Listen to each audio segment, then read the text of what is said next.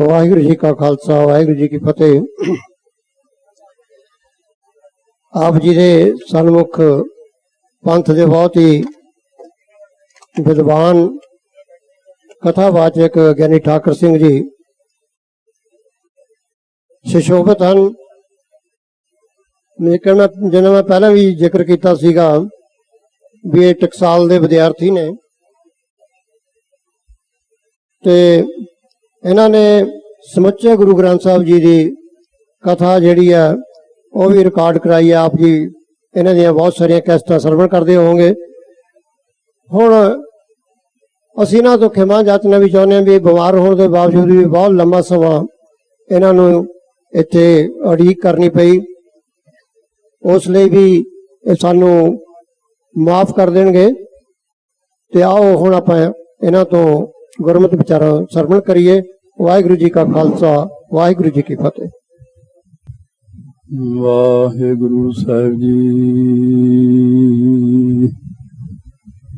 जपो एक ओंकार सतनाम करता पुरख निरभाव निर्वैर अकाल मूरत अजूनी सैभम पुर प्रसाद जप आद सच जुगाद सच है भी सच नानक होसी भी सच। संत जना मिल हर जस गायो कोट जन्म के जो चाहत सोई मन पायो कर कृपा हर नाम देवा सर्ब सुख हर नाम वडाई गुर प्रसाद नानक मत पाई। कबीर सेवा को दोए भले एक संत एक राम राम दाता मुक्त का संत जपावै नाम।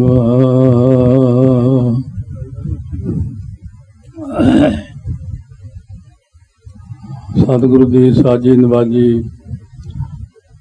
गुरु रूप गुरु खालसा साध संगत जी सरबत संगतां याद करो सतगुरु कलगीधर बेदाई जी नूं जो फतेह बख्शिश की है गुरां ने, वो फतेह जो गुरु नानक देव जी महाराज सच्चे पातशाह ने बख्शिशां करके नहीं रखी सी। बहुतियां नूं ये चीज़ का नहीं पता भी राज करेगा खालसा की रहे ना कोई, खुआर होए सब मिलेंगे बचे शरण जो होए। ये पंक्तियां किन्हां दियां ने? लोग कहणगे दसवें पातशाह दियां। ये पहले पातशाह दियां पंक्तियां, बहुत सारिया पंक्तियां पहले पातशाह महाराज दियां ने जिहड़ियां आपां नूं पता भी नहीं है। सिख कौम का मुढ़ बन्निया उन्होंने मारिया सिक्का जगत विच नानक निर्मल पंथ चलाया। ये गुरु नानक साहब ने सिक्खी का बहुपक्षी विकास किया। इस करके कहते ने कोई अजकल भी संगत कहती कोई एक लाइन दस दो जिहदे नाल जिंदगी च तरक्की हो जाए, कोई हर टाइम पढ़ते रहिए। वो जिहड़ी दसवें पातशाह ने बख्शिश की सी एको ही चीज़, हर चीज़ विच ही मोर्चा फतेह है। सरदा भावना नाल एक महाराज की बख्शिश है। प्यार नाल गज के आखो वाहिगुरू जी का खालसा वाहिगुरू जी की। ਇਹਦੇ ਵਿੱਚ सारा ही सिद्धांत आ जाता। वाहिगुरू का नाम है वाहिगुरू जी का खालसा। ये जेड़े आपां बैठे हाँ जिहड़े कहते खालसा असीं हाँ, तो भावें भी यह कुछ मेरिया गल्लां अजीब जिहियां हुंदियां ਜਾਂ ਕਹਿ ਲਓ ਕੋਈ ਗੱਲਾਂ ਤੁਹਾਨੂੰ ਐ ਲੱਗਣਗੀਆਂ ਵੀ ਇਹ ਵੀ ਢਾਡੀ ਰਾਗੀ ਪ੍ਰਚਾਰਕ ਤਾਂ ਸਾਨੂੰ ਕਹਿੰਦੇ ਨੇ ਆਪ ਇੱਦਾਂ ਹੋ ਆਪ ਇੱਦਾਂ ਹੋ, ਪਰ ਇਹ ਜਿਹੜਾ ਖਾਲਸਾ ਹੈ, ਸਹਿਜੇ ਰਚਿਓ ਖਾਲਸਾ ਜਿਹੜਾ ਹੈ, ਖਾਲਸੇ ਦੀ ਰਚਨਾ ਇਹ 1699 'ਚ ਨਹੀਂ ਹੋਈ ਹੈ। ਇਹ ਤਾਂ ਜਦੋਂ ਸ੍ਰਿਸ਼ਟੀ ਦੀ ਸਾਜਨਾ ਕੀਤੀ ਸੀ, ਜਦੋਂ ਮਹਾਰਾਜ ਜੀ ਨੇ ਸਤੋਗੁਣ ਤੋਂ ਦੇਵਤੇ ਬਣਾਏ ਸੀ, ਸ਼ੁੱਧ ਸਤੋਗੁਣ ਤੋਂ ਮਾਇਆ ਬਣਾਈ ਸੀ, ਮਾਇਆ ਸ਼ੁੱਧ ਸਤੋ ਗੁਣ, ਸ਼ੁੱਧ ਸਤੋਗੁਣ ਹੀ ਵਿਸ਼ਨੂੰ ਜੀ ਵਿੱਚ ਪਾਇਆ, ਫਿਰ ਮਾਇਆ ਪਾਈ, ਫਿਰ ਰਜੋ ਗੁਣ ਪਾਇਆ ਬ੍ਰਹਮਾ ਦੇ ਵਿੱਚ, ਤਮੋ ਗੁਣ ਸ਼ਿਵ ਜੀ ਦੇ ਵਿੱਚ ਪਾਇਆ ਸੀ। ਇਹ ਜਿਹੜੀ ਉਦੋਂ ਸ਼ਹੀਦਾਂ ਦੀ ਰਚਨਾ ਹੋਈ ਸੀ, ਇਹ ਤਮੋ ਗੁਣ ਤੋਂ ਹੋਈ ਹੈ। ਇਹ ਸ਼ਹੀਦ ਅੱਜ ਦੇ ਨਹੀਂ ਹੈਗੇ।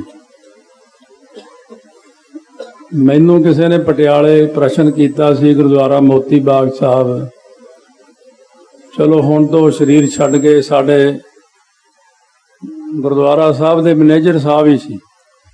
ਸਿੱਧਾ ਤਾਂ ਉਹਨਾਂ ਨੇ ਪੁੱਛਿਆ ਨਹੀਂ, ਉਹਨਾਂ ਨੇ ਆਪਣੀ ਲੜਕੀ ਨੂੰ ਭੇਜਿਆ।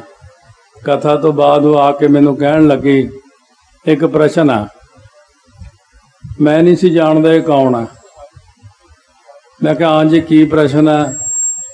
ਕਹਿੰਦੇ ਸ਼ਹੀਦ ਤਾਂ ਜਦੋਂ ਸਿੰਘ ਜਿਹੜੇ ਹੋਏ ਨੇ, ਸਿੱਖ ਹੋਏ ਆ, ਉਹ 6ਵੇਂ ਪਾਤਸ਼ਾਹ ਵੇਲੇ ਹੋਏ ਆ। ਫਿਰ ਅੱਗੇ ਅੱਗੇ ਹੁੰਦੇ ਆਏ, 10ਵੇਂ ਪਾਤਸ਼ਾਹ ਵੇਲੇ ਹੋਏ ਆ, 9ਵੇਂ ਵੇਲੇ 3 ਸਿੰਘ ਸ਼ਹੀਦ ਹੋਏ ਨੇ। ਤੁਸੀਂ ਕਹਿੰਦੇ ਹੋ 5ਵੇਂ ਪਾਤਸ਼ਾਹ ਦੇ ਕੋਲ ਅਸਮਾਨ ਵਿੱਚ ਸ਼ਹੀਦ ਸਿੰਘ ਬਹੁਤ ਆ ਗਏ ਸੀ, ਵੀ ਅਸੀਂ ਸ਼ਹੀਦ ਨਹੀਂ ਹੋਣ ਦੇਣਾ ਤੁਹਾਨੂੰ। ਆਵਾਜ਼ ਮੇਰੀ ਹੌਲੀ ਹੌਲੀ ਵਧੂਗੀ। ਇਹ ਸਟਾਰਟਿੰਗ ਦਾ ਢੰਗ ਹੈ। ਜਿਵੇਂ ਪਹਿਲੇ ਉੱਚੀ ਚੱਕਦੇ ਆ, ਫਿਰ ਉਹ ਗੱਲ ਨਹੀਂ ਬਣਦੀ। ਗਲਾ ਹੌਲੀ ਹੌਲੀ ਗਰਮ ਹੁੰਦਾ, ਬਾਅਦ 'ਚ ਦੇਖਿਓ ਲੈਵਲ ਕਿੱਥੇ ਚਲੇ ਜਾਣਾ। ਫਿਰ ਇਹ ਹੌਲੀ ਹੌਲੀ ਵੱਧਦਾ ਹੁੰਦਾ। ਜਿਵੇਂ ਇੱਕਦਮ ਸ਼ੁਰੂ ਕਰਦੇ ਉੱਚੀ ਉੱਚੀ, ਮੈਂ ਢਾਡੀ ਤਾਂ ਹੈ ਨਹੀਂ, ਨਾ ਮੈਂ ਰਾਗੀ ਹਾਂ ਨਾ ਪ੍ਰਚਾਰਕ ਹਾਂ। ਇਹ ਕਵੀਸ਼ਰਾਂ ਦੀ ਆਵਾਜ਼ ਪਹਿਲਾਂ ਆਪਾਂ ਤੋਂ ਬੋਲ ਕੇ ਗਿਆ, ਸਾਹ ਨਾਣਾ ਜਾਂ ਸਾਡੇ ਨਾਲ ਆਇਆ, ਕੰਨਾਂ 'ਚ ਉਂਗਲਾਂ ਦੇਵੇ। ਮੈਂ ਕਿਹਾ ਇਹ ਸੁਣਨਾ ਹੀ ਪੈਂਦਾ। ਇਸ ਕਰਕੇ ਜਿਹੜੀ ਆਵਾਜ਼ ਪਹਿਲਾਂ ਹੌਲੀ ਹੌਲੀ ਚੱਲਦੀ ਹੈ, ਕਿਉਂਕਿ ਇਹ ਹੁੰਦਾ ਵਿਸ਼ਾ ਗਿਆਨ ਦਾ, ਬਹੁਤ ਜ਼ਿਆਦਾ ਡੂੰਘਾਈ ਦਾ ਗਿਆਨ ਹੁੰਦਾ। ਸੋ ਇਸ ਕਰਕੇ ਕਹਿੰਦੇ ਫਿਰ 5ਵੇਂ ਪਾਤਸ਼ਾਹ ਵੇਲੇ ਸ਼ਹੀਦ ਕਿੱਥੋਂ ਆ ਗਏ? ਜਦ ਸਿੰਘ ਸਿੱਖ ਤਾਂ 6ਵੇਂ ਪਾਤਸ਼ਾਹ ਵੇਲੇ ਸ਼ਹੀਦ ਹੋਏ ਨੇ। ਹੁਣ ਇਹ ਬੜਾ ਟੇਢਾ ਕੁਐਸਚਨ ਆ। ਤੁਹਾਨੂੰ ਕਿਸੇ ਨੂੰ ਪੁੱਛ ਲਓ, ਤੁਹਾਨੂੰ ਪਤਾ ਨਹੀਂ ਲੱਗਣਾ। ਤੁਸੀਂ ਵੀ ਸੋਚਣ ਬੈਠ ਜਾਓ ਸ਼ਹੀਦ ਕਿਹੜੇ ਆ ਗਏ। ਜਿਹੜੇ ਸ਼ਹੀਦ ਨੇ ਇਹ ਰਚੇ ਸੀ ਸ੍ਰਿਸ਼ਟੀ ਦੇ ਸ਼ੁਰੂ ਦੇ ਵਿੱਚ। ਇਹਨਾਂ ਦੀ ਆਬਾਦੀ ਵੱਧਦੀ ਘਟਦੀ ਵੀ, ਪਰ ਕੁੱਲ ਟੋਟਲ ਇਹ 24 ਅਰਬ ਦੇ ਕਰੀਬ ਸ਼ਹੀਦ ਹੈ। ਜਿਨ੍ਹਾਂ ਬ੍ਰਹਿਮੰਡਾਂ ਦੀ ਸਾਰੀ ਕਾਰ ਚਲਾਉਂਦੇ ਨੇ ਜਿਹੜੇ, ਉਹ ਸ਼ਹੀਦ ਨੇ। ਜਿਹੜੇ ਤੁਹਾਨੂੰ ਆਹ ਦੂਜੇ ਸਿੰਘ ਦਿਖਣਗੇ, ਹਾਲੇ ਕੋਈ ਇਹਨਾਂ ਨੂੰ ਦੇਖ ਕੇ ਝੱਲ ਲੈਂਦਾ ਇਹਨਾਂ ਦੇ ਪ੍ਰਤਾਪ ਨੂੰ, ਪਰ ਜਿਹੜੇ ਉਹ ਨੇ, ਜਿਹੜੇ ਉਹ ਤਮੋ ਗੁਣ ਤੋਂ ਬਣਾਏ ਨੇ, ਨੇਤਰ ਲਾਲ, ਮੁੱਛਾਂ ਕੁੰਡੀਆਂ, ਵੱਡੇ ਬੜੇ ਸ਼ਸਤਰਾਂ ਵਾਲੇ ਸਿੰਘ ਹੁੰਦੇ ਨੇ। ਉਹ ਜਰ ਨਹੀਂ ਸਕਦਾ ਬੰਦਾ ਦੇਖ, ਉੱਥੇ ਤਾਂ ਬੰਦਾ ਛਾਈ ਮਾਈ ਹੋ ਜਾਂਦਾ ਖੜਾ ਹੀ। ਸੋ ਇਸ ਕਰਕੇ ਵੀ ਇਹ ਜਿਹੜਾ ਰਚਨਾ ਕੀਤੀ ਅਕਾਲ ਪੁਰਖ ਵਾਹਿਗੁਰੂ ਨੇ, ਆਪਾਂ ਪੜ੍ਹਦੇ ਹਾਂ ਪ੍ਰਗਟਿਓ ਖਾਲਸਾ ਪਰਮਾਤਮਾ ਕੀ ਮੌਜ। ਮੌਜ ਨਾਮ ਲਹਿਰ ਦਾ ਵੀ ਹੈ। ਵੈਸੇ ਸਮੁੰਦਰ ਦੀ ਲਹਿਰ ਨੂੰ ਮੌਜ ਕਹਿੰਦੇ ਨੇ। ਇਹ ਬ੍ਰਹਮ ਦੇ ਵਿੱਚੋਂ ਹੀ ਪ੍ਰਗਟ ਹੋ ਗਏ ਸੀ। ਸ੍ਰਿਸ਼ਟੀ ਸਾਰੀ ਨੂੰ ਇਹ ਚਲਾਉਂਦੇ ਨੇ। ਬਾਅਦ ਵਿੱਚ ਇਹ ਜ਼ਰੂਰ ਨਾਲ ਲਾ ਲਏ ਸਾਰੇ ਸਿੰਘ, ਡਿਊਟੀਆਂ ਥੱਲੇ ਉੱਪਰ ਅਲੱਗ-ਅਲੱਗ ਚੱਲਦੀਆਂ ਸਭ ਦੀਆਂ। ਇਹ ਮੈਂ ਬੜੀ ਵਾਰ ਪਹਿਲਾਂ ਵੀ ਉਦਾਹਰਨ ਦਿੱਤੀ ਆ ਵੀ ਇਹ ਜਿਹੜਾ ਖਾਲਸਾ ਨਾ, ਸਾਡੇ ਵਾਲਾ ਖਾਲਸਾ ਸ਼ਹੀਦ ਫੌਜਾਂ ਨੇ, ਇਹਨਾਂ ਨੂੰ ਕਿਤੇ ਐਂਟਰੀ ਲੈਣ ਵਿੱਚ ਦਿਖਾਉਣਾ ਨਹੀਂ ਪੈਂਦਾ ਕਾਰਡ ਕੂਡ ਆਪਣਾ। ਬਸ ਇਹ ਤਾਂ ਉਦੋਂ ਹੀ ਪਤਾ ਲੱਗਦਾ ਵੀ ਸਵਰਗਾਂ ਵਿੱਚ ਕਦੇ ਨਰਕਾਂ ਵਿੱਚ ਕਦੇ ਕਿਤੇ ਦੀ ਕਿਤੇ ਸਭ ਗੇੜਾ ਲਾ ਜਾਂਦੇ ਨੇ, ਚੈਕਿੰਗ ਕਰਦੇ ਹੀ ਰਹਿੰਦੇ ਆ। ਇਹ ਇਹਨਾਂ ਦੇ ਵੀ ਰੰਗਾਂ ਦਾ ਹਿਸਾਬ ਹੁੰਦਾ ਵੀ ਕਿਹੜੇ ਰੰਗ 'ਚ ਦਿਖੇ ਨੇ। ਹੁਣ ਉਹ ਜਿਹੜੀ ਪੂਰੀ ਫੋਰਸ ਆਪਣੀ ਆ ਮਿਲਟਰੀ ਪੁਲਿਸ ਆ, ਉਹਨਾਂ ਵਾਲਿਆਂ ਵਾਂਗੂ ਇਹ ਉਹ ਨੀਲੇ ਬਾਣੇ ਵਾਲੇ ਹੁੰਦੇ ਆ। ਉਹ ਜਦੋਂ ਆਉਂਦੇ ਆ ਸਾਨੂੰ ਪਤਾ ਲੱਗ ਜਾਂਦਾ ਵੀ ਕਿਸੇ ਨੇ ਸ਼ਰਾਰਤ ਕੀਤੀ ਜਾਂ ਕੋਈ ਗੜਬੜ ਹੋਈ ਆ। ਚਿੱਟੇ ਬਾਣੇ ਵਾਲੇ ਜਿਵੇਂ ਜ਼ਿਆਦਾ ਇੱਥੇ ਮਹਾਂਪੁਰਸ਼ਾਂ ਕੋਲ ਚਿੱਟੇ ਬਾਣੇ ਵਾਲੇ ਬਾਹਲੇ ਰਹਿੰਦੇ ਸੀ, ਹੁਣ ਵੀ ਹੈਗੇ ਆ।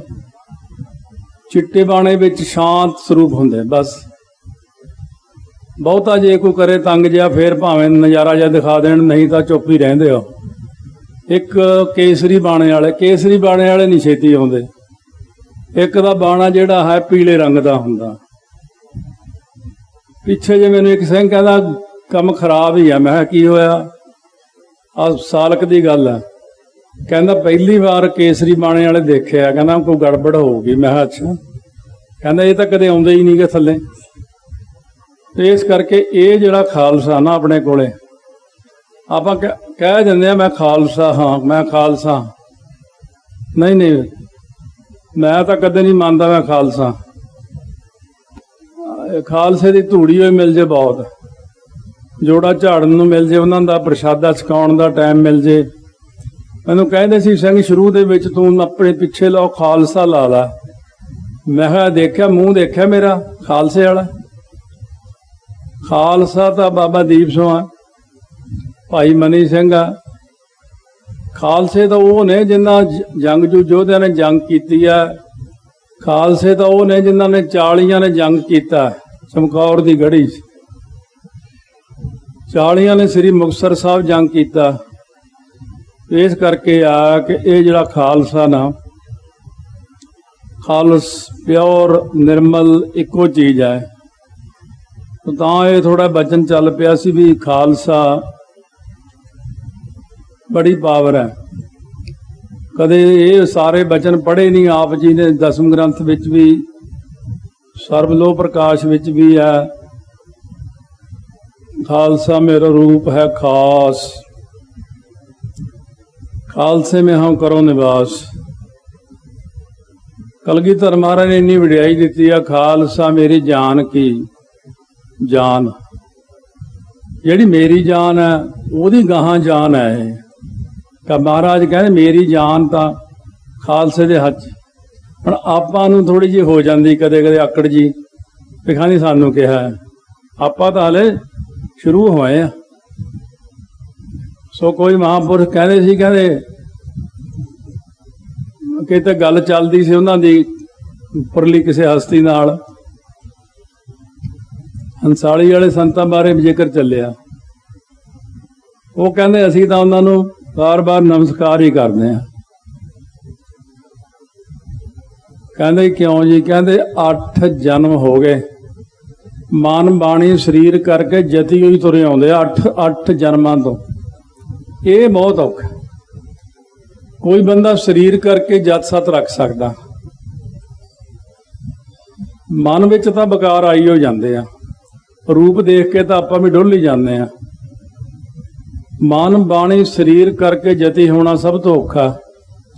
ਜਿੱਥੇ ਦੋ ਬੰਦੇ ਪਰੇ ਕਿਤੇ ਬੈਠੇ ਗੱਲਾਂ ਕਰਕੇ ਹੱਸੀ ਜਾਂਦੇ ਹੋਣਗੇ, ਉਹ ਵਿਕਾਰਾਂ ਦੀਆਂ ਗੱਲਾਂ ਕਰਕੇ ਹੱਸਦੇ ਹੁੰਦੇ। ਅੱਜ ਕੱਲ੍ਹ ਵਿਕਾਰ ਹੀ ਚੱਲਦੇ ਸਾਰੇ ਪਾਸੇ, ਮਨਾਂ ਵਿੱਚ ਵੀ। ਮੇਰੇ ਕੋਲ ਹੁਣ ਇੱਕ ਬੰਦਾ ਆਇਆ ਸੀ, ਕਹਿੰਦਾ ਮੇਰਾ ਬਹੁਤ ਬੁਰਾ ਹਾਲ ਆ, ਕਲਯੁਗ ਨੇ ਗੇੜੇ ਖਵਾਏ ਪਏ ਮੈਨੂੰ।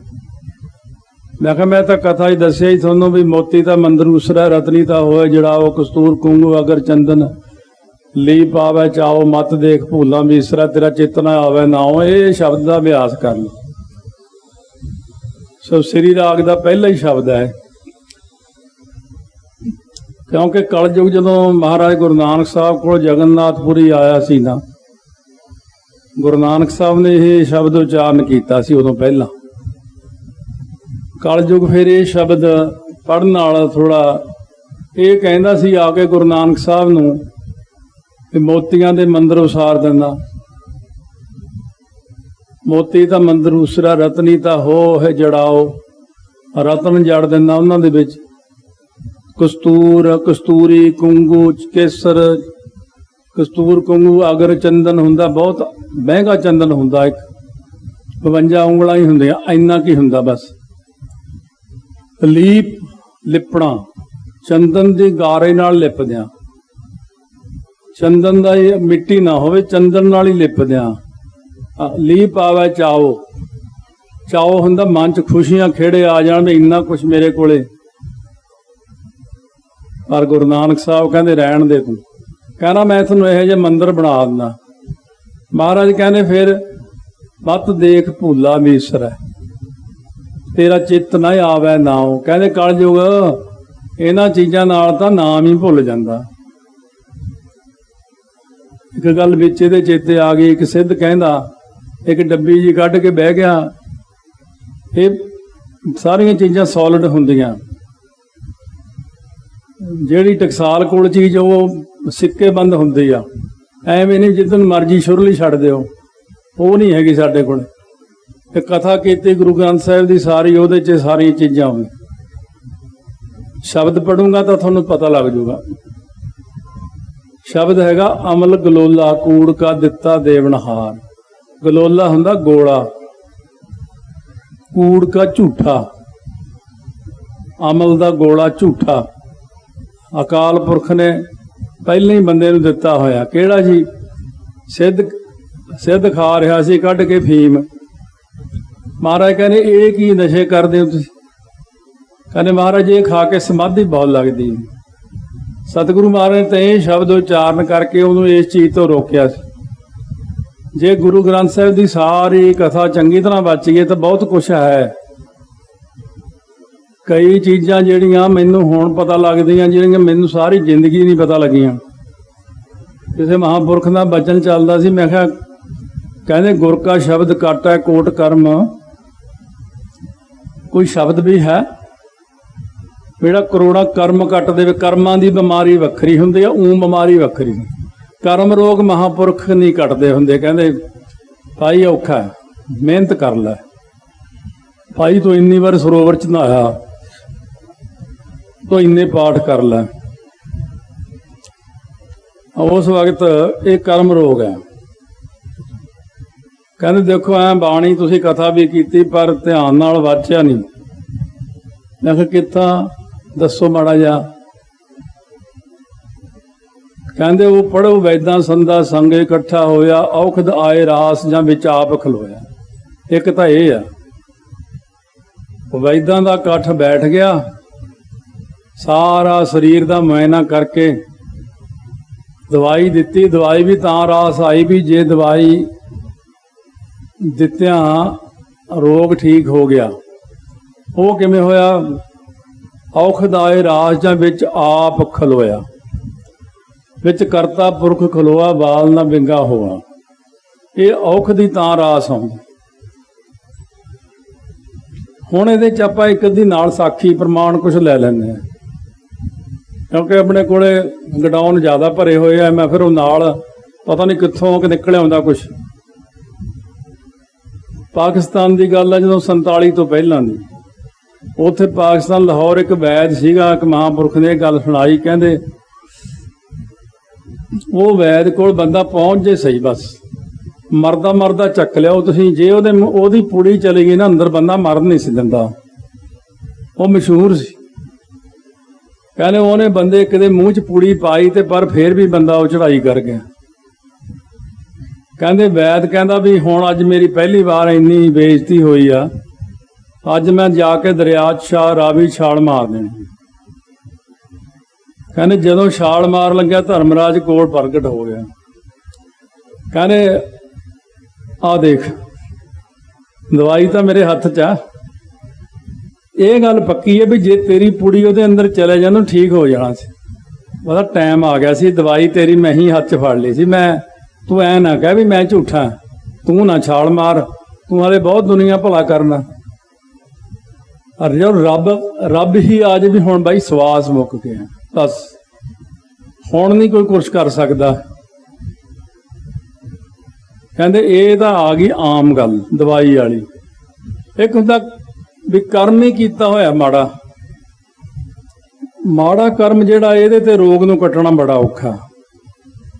ਪਾਪ ਕੀਤਾ ਹੁੰਦਾ ਸੀ। ਪਟਿਆਲੇ ਇੱਕ ਬੰਦੇ ਨੂੰ ਕੈਂਸਰ ਸੀ, ਕਾਫੀ ਵੱਡਾ ਅਫੀਸਰ ਵੀ ਰਿਹਾ, ਉਹਦਾ ਲੜਕਾ ਹੁਣ ਵੀ ਅਫੀਸਰ ਆ ਕਾਫੀ ਵੱਡਾ। ਉਹ ਬੰਦੇ ਨੂੰ ਕਾਫੀ ਵੱਡਾ ਰੋਗ ਸੀ। ਜੇ ਮੈਂ ਉਹਦੀ ਸੇਵਾ ਦੇਖਾਂ, ਇਹੋ ਜਿਹਾ ਅਫੀਸਰ ਸੀ ਉਹ, ਔਰ ਮਹਿਕਮਾ ਵੀ ਇਹੋ ਜਿਹਾ ਜਿਹਦੇ ਵਿੱਚ ਜੋ ਮਰਜ਼ੀ ਬੰਦਾ ਕਰ ਸਕਦਾ। ਆੜਾ ਕਣਕ ਦੇ ਗਡਾਊਨ ਜੇ ਭਰਦੇ ਮਹਿਕਮਾ ਸੀ, ਤੇ ਪਰ ਉਹਨਾਂ ਨੂੰ ਬਿਮਾਰੀ ਲੱਗੀ ਅਖੀਰ ਤੇ ਜ਼ਿੰਦਗੀ ਦੇ। ਬੜਾ ਅਸੀਂ ਯਤਨ ਕੀਤਾ, ਉਹ ਠੀਕ ਨਹੀਂ। ਫਿਰ ਮੈਂ ਮਹਾਂਪੁਰਖ ਕਿਸੇ ਨੂੰ ਪੁੱਛਿਆ ਜਾ ਕੇ ਉਹਦੇ ਬਾਰੇ। ਮੈਂ ਚਲੋ ਹੁਣ ਇਹਨਾਂ ਦਾ ਅਨਪੜ੍ਹੀ ਛਕਿਆ, ਲੂਣ ਛਕਿਆ, ਬਈ ਠੀਕ ਕਰਨਾ ਪੈਣਾ। ਸੰਤ ਕਹਿੰਦੇ ਇਹ ਕਰਮ ਰੋਗ ਆ। ਪਿਛਲੇ ਜਨਮ ਵਿੱਚ ਇੱਕ ਬੰਦੇ ਦੇ ਇਹਨੇ 15 ਲੱਖ ਰੁਪਈਆ ਦੇਣਾ ਸੀ। ਇਹਨੇ 15 ਲੱਖ ਰੁਪਈਆ ਉਹਨੂੰ ਕਹਿਤਾ ਵੀ ਆ ਜਾ ਘਰੇ ਲੈ ਜਾ, ਜਾਂ ਮੈਂ ਤੇਰੇ ਘਰੇ ਆਉਣਾ। ਉਹਦੇ ਘਰੇ ਗਿਆ। ਉਹ ਬੰਦਾ ਚਾਹ ਪਾਣੀ ਪਿਆਉਂਦਾ ਪਿਆਉਂਦਾ ਜਦੋਂ ਉਹ ਬੇਧਿਆਨਾ ਜਿਹਾ ਹੋਇਆ, ਇਹਨੇ ਚੱਕ ਕੇ ਫੁੱਲਾਂ ਵਾਲਾ ਗੁਰਦਸਤਾ ਉਹਦੇ ਸਿਰ 'ਚ ਮਾਰਿਆ ਬੜੇ ਜ਼ੋਰ। ਕਹਿੰਦੇ ਉਹ ਬੰਦਾ ਮਰ ਗਿਆ, ਇਹ ਭੱਜਿਆ। ਕਿਸੇ ਨੂੰ ਪਤਾ ਨਹੀਂ ਲੱਗਿਆ ਕਿ ਜਿੱਥੇ ਉਹ ਮਾਰਿਆ ਸੀ ਉੱਥੇ ਇਹਨੂੰ ਕੈਂਸਰ ਆ। ਕਹਿੰਦੇ ਇਹ ਮੈਂ ਨਹੀਂ ਕੱਟ ਸਕਦਾ, ਇਹ ਜ਼ੋਰ ਲਾ ਲਓ ਭਾਵੇਂ ਜੋ। ਹੁਣ ਹਾਂ, ਇੱਕ ਚੀਜ਼ ਉਹਦੇ ਵਿੱਚ ਆ ਜਾਂਦੀ ਹੈ। ਜੇ ਤੁਸੀਂ ਫੁਨੇ ਮਹੱਲਾ ਪੰਜਵਾਂ ਬਾਣੀ ਪੜ੍ਹਦੇ ਕਿੱਥੇ ਜਾਂਦਾ ਕੋਈ ਤੱਕ। ਹੱਥ ਦਾ ਇੰਨੇ ਜਾਣੇ ਬੈਠੇ ਆ, ਅੱਜ ਤੇ 75 ਵਰਸ਼ਾਂ ਦਾ ਜਪਜੀ ਸਾਹਿਬ ਨਹੀਂ ਕੰਠ ਹੋਣਾ। ਜਾਪ ਸਾਹਿਬ ਤੇ ਫਿਰ ਕੋਈ ਇੱਕ ਅੱਧਾ ਹੀ ਸਿਤਾਰਾ ਚਮਕਦਾ ਹੋਣਾ ਵੀ ਜਾਪ ਸਾਹਿਬ ਕੰਠ ਹੈ ਜਿਹਨੂੰ। ਇਹ ਤਾਂ ਹੁਣ ਅੱਜ ਕੱਲ੍ਹ ਵਾਲੀ ਗੱਲ ਹੋ ਗਈ। ਸਾਡੇ ਵੇਲੇ ਬਹੁਤ ਨਿਆਣੇ ਫਸਟ ਆਉਂਦੇ ਹੁੰਦੇ ਕਲਾਸ ਚੋਂ, ਬੜੇ ਨੰਬਰ ਜਾਂਦੇ ਹੁੰਦੇ ਸੀ ਪਹਿਲਾਂ ਕਾਲਜਾਂ ਵਿੱਚ। 2 ਸਾਲ ਪਹਿਲਾਂ ਇੱਕ ਖਬਰ ਆਈ ਸੀ ਅਖਬਾਰ ਵਿੱਚ ਵੀ ਇੱਕ ਕਲਾਸ ਵਿੱਚੋਂ 3 ਬੱਚੇ ਪਾਸ ਹੋਏ, ਪਹਿਲਾ ਫਸਟ, ਫਿਰ ਦੂਜਾ ਸੈਕਿੰਡ, ਤੀਜਾ ਥਰਡ, ਬਾਕੀ ਸਾਰੀ ਕਲਾਸ ਫੇਲ। ਹੁਣ ਤਾਂ ਬਸ ਸਿੱਖ ਵੀ ਇੰਨੇ ਕੀ ਆ, 3 ਸਿੱਖ ਉਹ ਜਿਹੜਾ ਸ਼ਿਸ਼ ਹੁੰਦਾ, ਜਿਹੜਾ ਸਿੱਖਦਾ ਹੀ ਰਹਿੰਦਾ। ਜੇ ਕੋਈ ਆਖੇ ਵੀ ਇਹ ਤਾਂ ਨਿਆਣਾ ਜਿਹਾ ਲੱਗਿਆ ਹੋਇਆ ਸਟੇਜ ਤੇ ਬੋਲਣ, ਕਥਾ ਕਰਦਾ, ਜਾਂ ਨਿਆਣਾ ਜਿਹਾ ਹੈਗਾ, ਇਹਨੂੰ ਕਿਹੜਾ ਪਤਾ। ਪਰ ਕਈ ਵਾਰ ਨਿਆਣਾ ਜਿਹੀ ਇਹੀ ਜਿਹੀ ਗੱਲ ਬੋਲ ਜਾਂਦਾ, ਸਾਨੂੰ ਪਤਾ ਵੀ ਨਹੀਂ ਹੁੰਦੀ ਵੀ ਇਹ।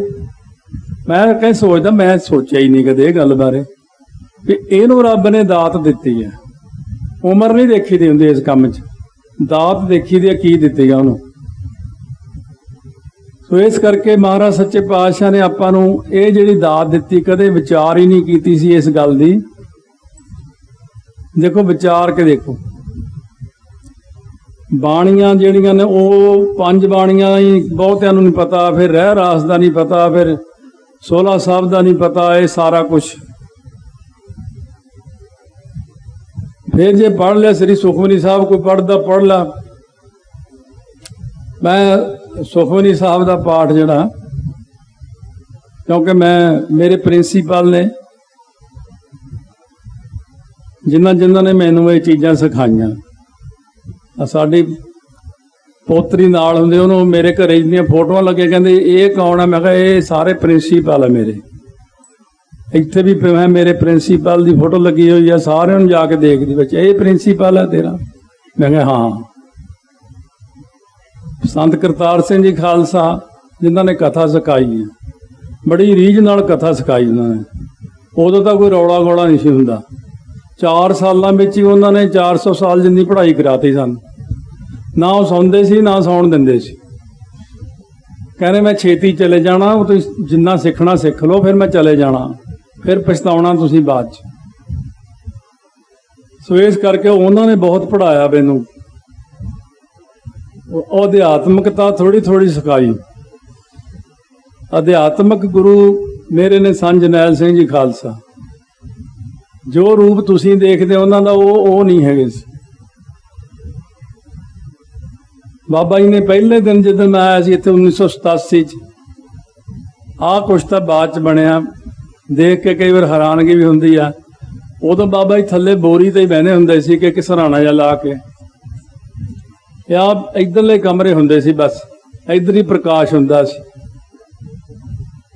ਇਹ ਸਾਰੇ ਜਿਹੜੇ ਕਮਰੇ ਆ, ਸਾਰੀ ਪਰਲੀ ਸੇਵਾ ਜਿਹੜੀ ਆ, ਇਹ ਜਵੱਦੀ ਵਾਲੇ ਸੰਤ ਸੁੱਚਾ ਸਿੰਘ ਜੀ ਇੱਥੇ ਰਹਿੰਦੇ ਹੁੰਦੇ ਸੀ, ਬਾਬਾ ਕੋਲੋਂ ਸੇਵਾ ਕਰਦੇ ਹੁੰਦੇ ਸੀ। ਇਹ ਕਮਰਿਆਂ ਦੀ ਸਾਰੀ ਸੇਵਾ ਉਹਨਾਂ ਨੇ ਕੀਤੀ ਸੀ।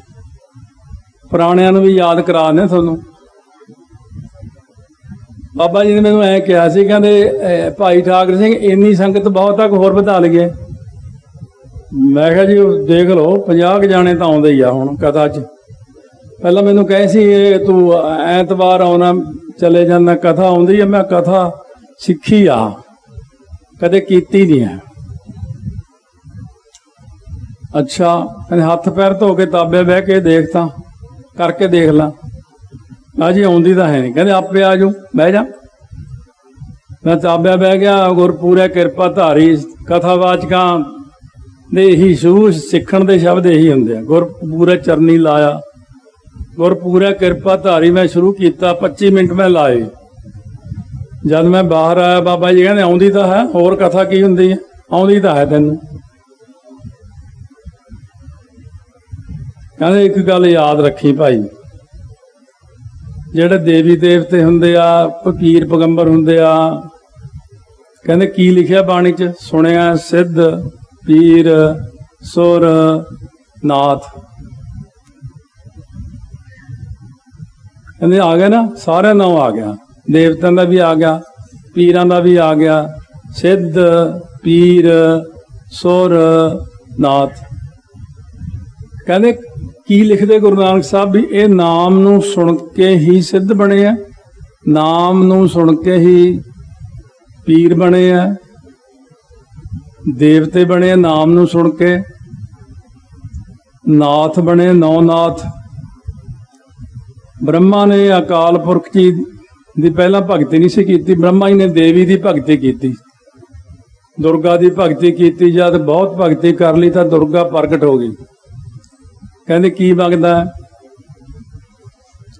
ਕਹਿੰਦੇ ਸ੍ਰਿਸ਼ਟੀ ਦੀ ਰਚਣ ਦੀ ਸ਼ਕਤੀ ਦਿਓ, ਮੈਂ ਸ੍ਰਿਸ਼ਟੀ ਰਚਣੀ ਹੈ। ਉਹ ਕਹਿੰਦੀ ਇਹ ਨਹੀਂ ਮੈਂ ਕਰ ਸਕਦੀ, ਇਹ ਤਾਕਤ ਮੇਰੇ ਕੋਲ ਨਹੀਂ, ਇੰਨੀ ਮੇਰੀ ਹਸਤੀ ਨਹੀਂ ਹੈ। ਕਹਿੰਦੇ ਫਿਰ ਮੈਂ ਕੀ ਕਰਾਂ? ਕਿਉਂਕਿ ਬ੍ਰਹਮਾ ਨੂੰ ਇਲਹਾਮ ਹੋਇਆ ਸੀ ਤਪ ਕਰ ਤਪ ਕਰ ਤਪ ਕਰ, 3 ਵਾਰੀ ਇਲਹਾਮ ਹੋਇਆ। ਉਸ ਵਕਤ ਉਹਨੇ ਜਦ ਫਿਰ ਦੇਵੀ ਕਹਿਣ ਲੱਗੀ ਤੂੰ ਓਮ ਦਾ ਅਭਿਆਸ ਕਰ। ਇਹਨਾਂ ਨੇ ਫਿਰ ਓਮ ਦਾ ਅਭਿਆਸ ਕਿੰਨਾ ਚਿਰ ਕੀਤਾ? ਆਪਾਂ ਕਹਿੰਦੇ ਆ ਵੀ ਮੈਂ 2 ਘੰਟੇ ਲਾਏ, ਮਹੀਨੇ ਲਾਏ, 10 ਲੱਖ ਵਰਾ ਤਪ ਕੀਤਾ ਉਹਨੇ, 10 ਲੱਖ ਵਰਾ। ਫਿਰ ਅਕਾਲ ਪੁਰਖ ਨੇ ਸ੍ਰਿਸ਼ਟੀ ਸਾਜਣ ਦੀ ਤਾਕਤ ਦਿੱਤੀ ਸੀ ਉਹਨੂੰ। ਇੱਕ ਵਾਰ ਅਸੀਂ ਵੈਸੇ ਹੀ ਜ਼ਿਕਰ ਕੀਤਾ ਕਿਸੇ ਮਹਾਂਪੁਰਖ ਕੋਲੇ, ਮੈਂ ਕਿਹਾ ਜੀ ਆਪਾਂ ਮਾਤਾ ਜੀਤ ਕੌਰ ਜੀ ਨੂੰ ਭੁੱਲ ਜਾਂਦੇ ਆ, ਮਾਤਾ ਸੁੰਦਰ ਕੌਰ ਜੀ ਨੂੰ ਭੁੱਲ ਜਾਂਦੇ ਆ, ਵੀ ਮਾਤਾ ਸਾਹਿਬ ਕੌਰ ਜੀ ਤਾਂ ਬਾਅਦ ਚ ਆਏ ਨੇ। ਆਪਾਂ ਠੀਕ ਆ, ਸਾਡੀ ਮਾਤਾ ਉਹ, ਪਰ ਉਹਨਾਂ ਨੂੰ ਇੰਨਾ ਕਿਉਂ ਮਾਣ ਮਿਲਿਆ? ਉਹਨਾਂ ਨੂੰ ਦਰਸ਼ਨ ਵੀ ਹੁੰਦੇ ਸੀ ਮਾਤਾ ਜੀਤ ਕੌਰ ਜੀ ਦੇ। ਮਾਤਾ ਜੀ ਕਹਿੰਦਾ ਆਏ ਰਾਤ ਨੂੰ, ਕਹਿੰਦੇ ਭਾਈ ਸਾਨੂੰ ਤਿੰਨਾਂ ਨੂੰ ਅੱਡ ਅੱਡ ਨਾ ਜਾਣੋ। ਇਹ ਜਿਹੜੀ ਮਾਤਾ ਸਾਹਿਬ ਕੌਰ ਹੈ ਨਾ, ਇੱਕ ਤਾਂ ਇਹਨਾਂ ਦਾ ਜਿਹੜਾ ਜਨਮ ਹੈ ਉਹ ਕਿਸੇ ਜਾਮੇ ਤੋਂ ਨਹੀਂ ਹੋਇਆ, ਇਹ ਹੋਏ ਨੇ ਖੰਡੇ ਦੀ ਧਾਰ ਚੋਂ ਹੀ ਪੈਦਾ। ਇਹ ਤਾਂ ਜਦੋਂ ਦਾੜਮਵੀਰ ਚ ਦੈਂਤ ਨਾਲ ਜੰਗ ਹੁੰਦਾ ਸੀ ਅਕਾਲ ਪੁਰਖ ਦਾ, ਜਿਹੜੀ ਉਹ ਖੰਡਿਆਂ ਦੇ ਵਿੱਚੋਂ ਲਾਟ ਨਿਕਲੀ ਸੀ ਉੱਪਰ ਨੂੰ, ਉਹ ਲਾਟ ਤੋਂ ਹੀ ਮਾਤਾ ਸਾਹਿਬ ਕੌਰ ਦਾ ਜਨਮ ਹੋਇਆ। 10 ਲੱਖ ਵਰਾ ਇਹਨਾਂ ਨੇ ਭਗਤੀ ਕੀਤੀ ਹੈ, 10 ਲੱਖ। ਵੱਡੀ ਚੀਜ਼ ਆ ਇਹ। ਤੁਸੀਂ ਸਾਰਾ ਦਿਨ, ਤੁਸੀਂ ਸਾਰੇ ਬੈਠੇ ਹੋ ਨਾ, ਤੁਸੀਂ ਕਦੇ ਚੱਜ ਦੀ ਗੱਲ ਨਹੀਂ ਸੋਚਦੇ। 1-2 ਬੰਦੇ ਬੈਠੇ ਹੋਣੇ ਚਾਹੀਦੇ, ਨਹੀਂ ਤਾਂ ਤੁਸੀਂ ਉਹ ਤੋਂ ਲੈਣੇ ਆ, ਉਹਨੂੰ ਪੈਸੇ ਦੇਣੇ ਆ, ਕਿੱਥੋਂ ਵੱਧ ਬਣਨੇ ਆ, ਕਿੱਥੋਂ ਘੱਟ ਬਣਨੇ ਆ, ਕਿੱਥੋਂ ਕੀ ਹੋਣਾ, ਨਿਆਣਿਆਂ ਦੇ ਆਹ ਕੰਮ ਕਰਨੇ। ਨਹੀਂ, ਗੁੱਸਾ ਨਾ ਕਰਿਓ, ਮੈਂ ਤਾਂ ਉਹ ਗੱਲ ਕਰਦਾ ਵੀ ਤੁਹਾਡਾ ਰੂਟੀਨ ਹੀ ਇਦਾਂ ਦਾ, ਤੁਹਾਡੇ ਵੱਸ ਦੀ ਗੱਲ ਨਹੀਂ ਗੀ। ਸਾਡਾ ਰੂਟੀਨ ਹੋਰ ਹੈ। क्योंकि संत के बर्तन केवल नाम, साडा वर्त बेवा की है हर टाइम संतां दा तां नाम जपना हुंदा, साडा काम है वो उत्थे सोची जाना। मेरे पिता जी फिलोसफर सीगे, ट्रिपल MA सीगे, बहुत पढ़े लिखे सी, गोल्ड मैडलिस्ट सीगे, वो एशिया दे वालीबाल दे वो फिलोसफर सीगे। कुदरती गल आ उन्हां वर्गा दिमाग मेरा बन गया। मैं भी बस इक्को धुन रात नूं भी दिने भी मैं सोचदा ही रहना। सो इस करके मैं इस चीज़ बारे बहुत ज़्यादा सोचा। आपां जिहड़ी गल कीती आ ना, जब मैं कथा की माता साहब कौर जी दी, इंग्लैंड रेडियो हुंदा सीगा अमृत बाणी रेडियो, ਉਹਦੇ ਤੇ मैं माता जी का सारा जीवन सुनाया सी। देखो कहण दी गल्लां लोकां दी अपणियां अपणियां हुंदियां। माता जीत कौर जी धन ता जोग ने। माता सुंदर कौर जी दे पहलां साहिबजादा अजीत सिंह जी का जन्म होया। माता जी ने फुरना कर लिया। माता जीत कौर जी दे बाबा जुझार सिंह, बाबा जोरावर सिंह, बाबा फतेह सिंह का जन्म होया। इन्हां दे जन्म होए। सो ये माता जी दे झोली विच आपां सारे पए। कई बार दिल दे उत्ते कई चीज़ां की सट बजदी बहुत ज़्यादा। संत गुरबचन सिंह जी खालसा की मैं कथा सुन रहा सी। एक बार तो ना दिमाग मेरा बिल्कुल होर तो ही सुन जिहा हो गया। यानी जिवें किसी नूं दस दी भी तूं तां नियाणा तां फलाने दा सी, वो तैनूं गोद पाता सी इहदी, असली मम्मी तेरी होर आ, ये होर आ।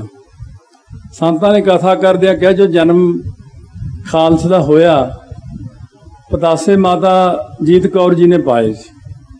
उदों नाम माता जीतो सी, पतासे उन्होंने पाए। बहुतिआं नूं शक है भी माता साहब कौर जी ने पाए, क्योंकि तुसीं स्टडी नहीं करते, असीं करते रहने। क्योंकि वो शादी तो साल बाद हुई है, पहले कित्थों आके पतासे पाते। इस करके वो जदों कहने जदों खालसे ने जन्म लिया, कहने कलगीधर महाराज ने ऐ माता साहब कौर दी झोली च खालसा पाता जिवें हुणे बच्चा जम्मिया होवे माँ ने ते किसी दूजी माँ के झोली च पा दिए। एक बार तो जिवें कह लो बड़ा वड्डा हौंका आया मैनूं भी असली माँ तो साडी माता जीत कौर है। पर माता जीत कौर जी कहते खालसा तां झोली पाया, कहले माता जी की कमाई जिहड़ी वो 10 लाख वरा दी। चलो उन्हां जीवन दी गल्लां चलदियां सी। ते जदों शादी का समा आया, चलो बहुत लंबा यह हैगा, पेन ड्राइव दे विच पाया है सारा कुछ। जदों शादी का समा आया, हुण बहुत विस्तार है इहदा। किहड़े रागी सी तुहानूं भी नहीं पता होना, किहड़े विचोलगी कीती। माता जी दे पिंड दे 2 बंदे किहड़े सी जिन्हां ने इहदे च विचोलगी कीती। बहुत कुछ है। लावां फेरे किहने पढ़े सी उदों, ये भी चीज़ां हैगियां। पर मैं एक गल ते तुसीं भी हैरान होवोगे, मैं अज भी माता जी की फोटो देख के ही बहुत नमस्कार करदा। जदों कलगीधर महाराज को बेनती की, भाई मनी सिंह होना ने, एक भाई विसाखा सिंह सी माता जी के पिंड का, एक भाई भगवान सिंह खजानची सीगे, माता जी के पिता जी सी, उन्होंने भी बेनती की। माता जी ने भी सारे खड़ गए। ਅਸੀਂ बचपन तो माता जी कहते आ रहे हैं, साढ़े औलाद नहीं सी हुंदी, असीं कहा सी भी जिहड़ा पहला बच्चा होगा वह असीं इत्थे भेटा करांगे। हुण ये हो गए माता जी पहले, असीं तां ये भेटा करने ही करने सी। इत्थे सुखिया सी। साल बाद साहिब चंद जी आ गए, माता जी के छोटे भरा, वो मामा जी अपने माता नौ इको जी है, वो साहिब कौर है साहिब चंद।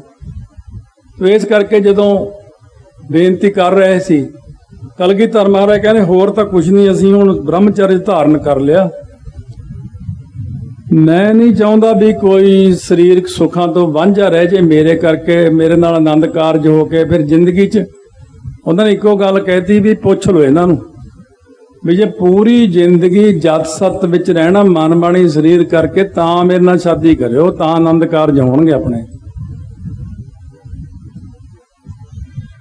ਤੁਸੀਂ ਸੋਚ ਕੇ ਦੇਖਿਓ, ਆਪਣੇ ਸਾਰੇ ਗ੍ਰਸਤੀ ਵੀ ਬੈਠੇ ਨੇ, ਲਾਗੂ ਕਰਕੇ ਨੇ। ਸ਼ਾਦੀ ਹੋ ਜੇ ਤੇ ਪੂਰੀ ਲਾਈਫ ਆਪਾਂ ਜਤ ਸਤ ਵਿੱਚ ਕੱਢ ਸਕਦੇ?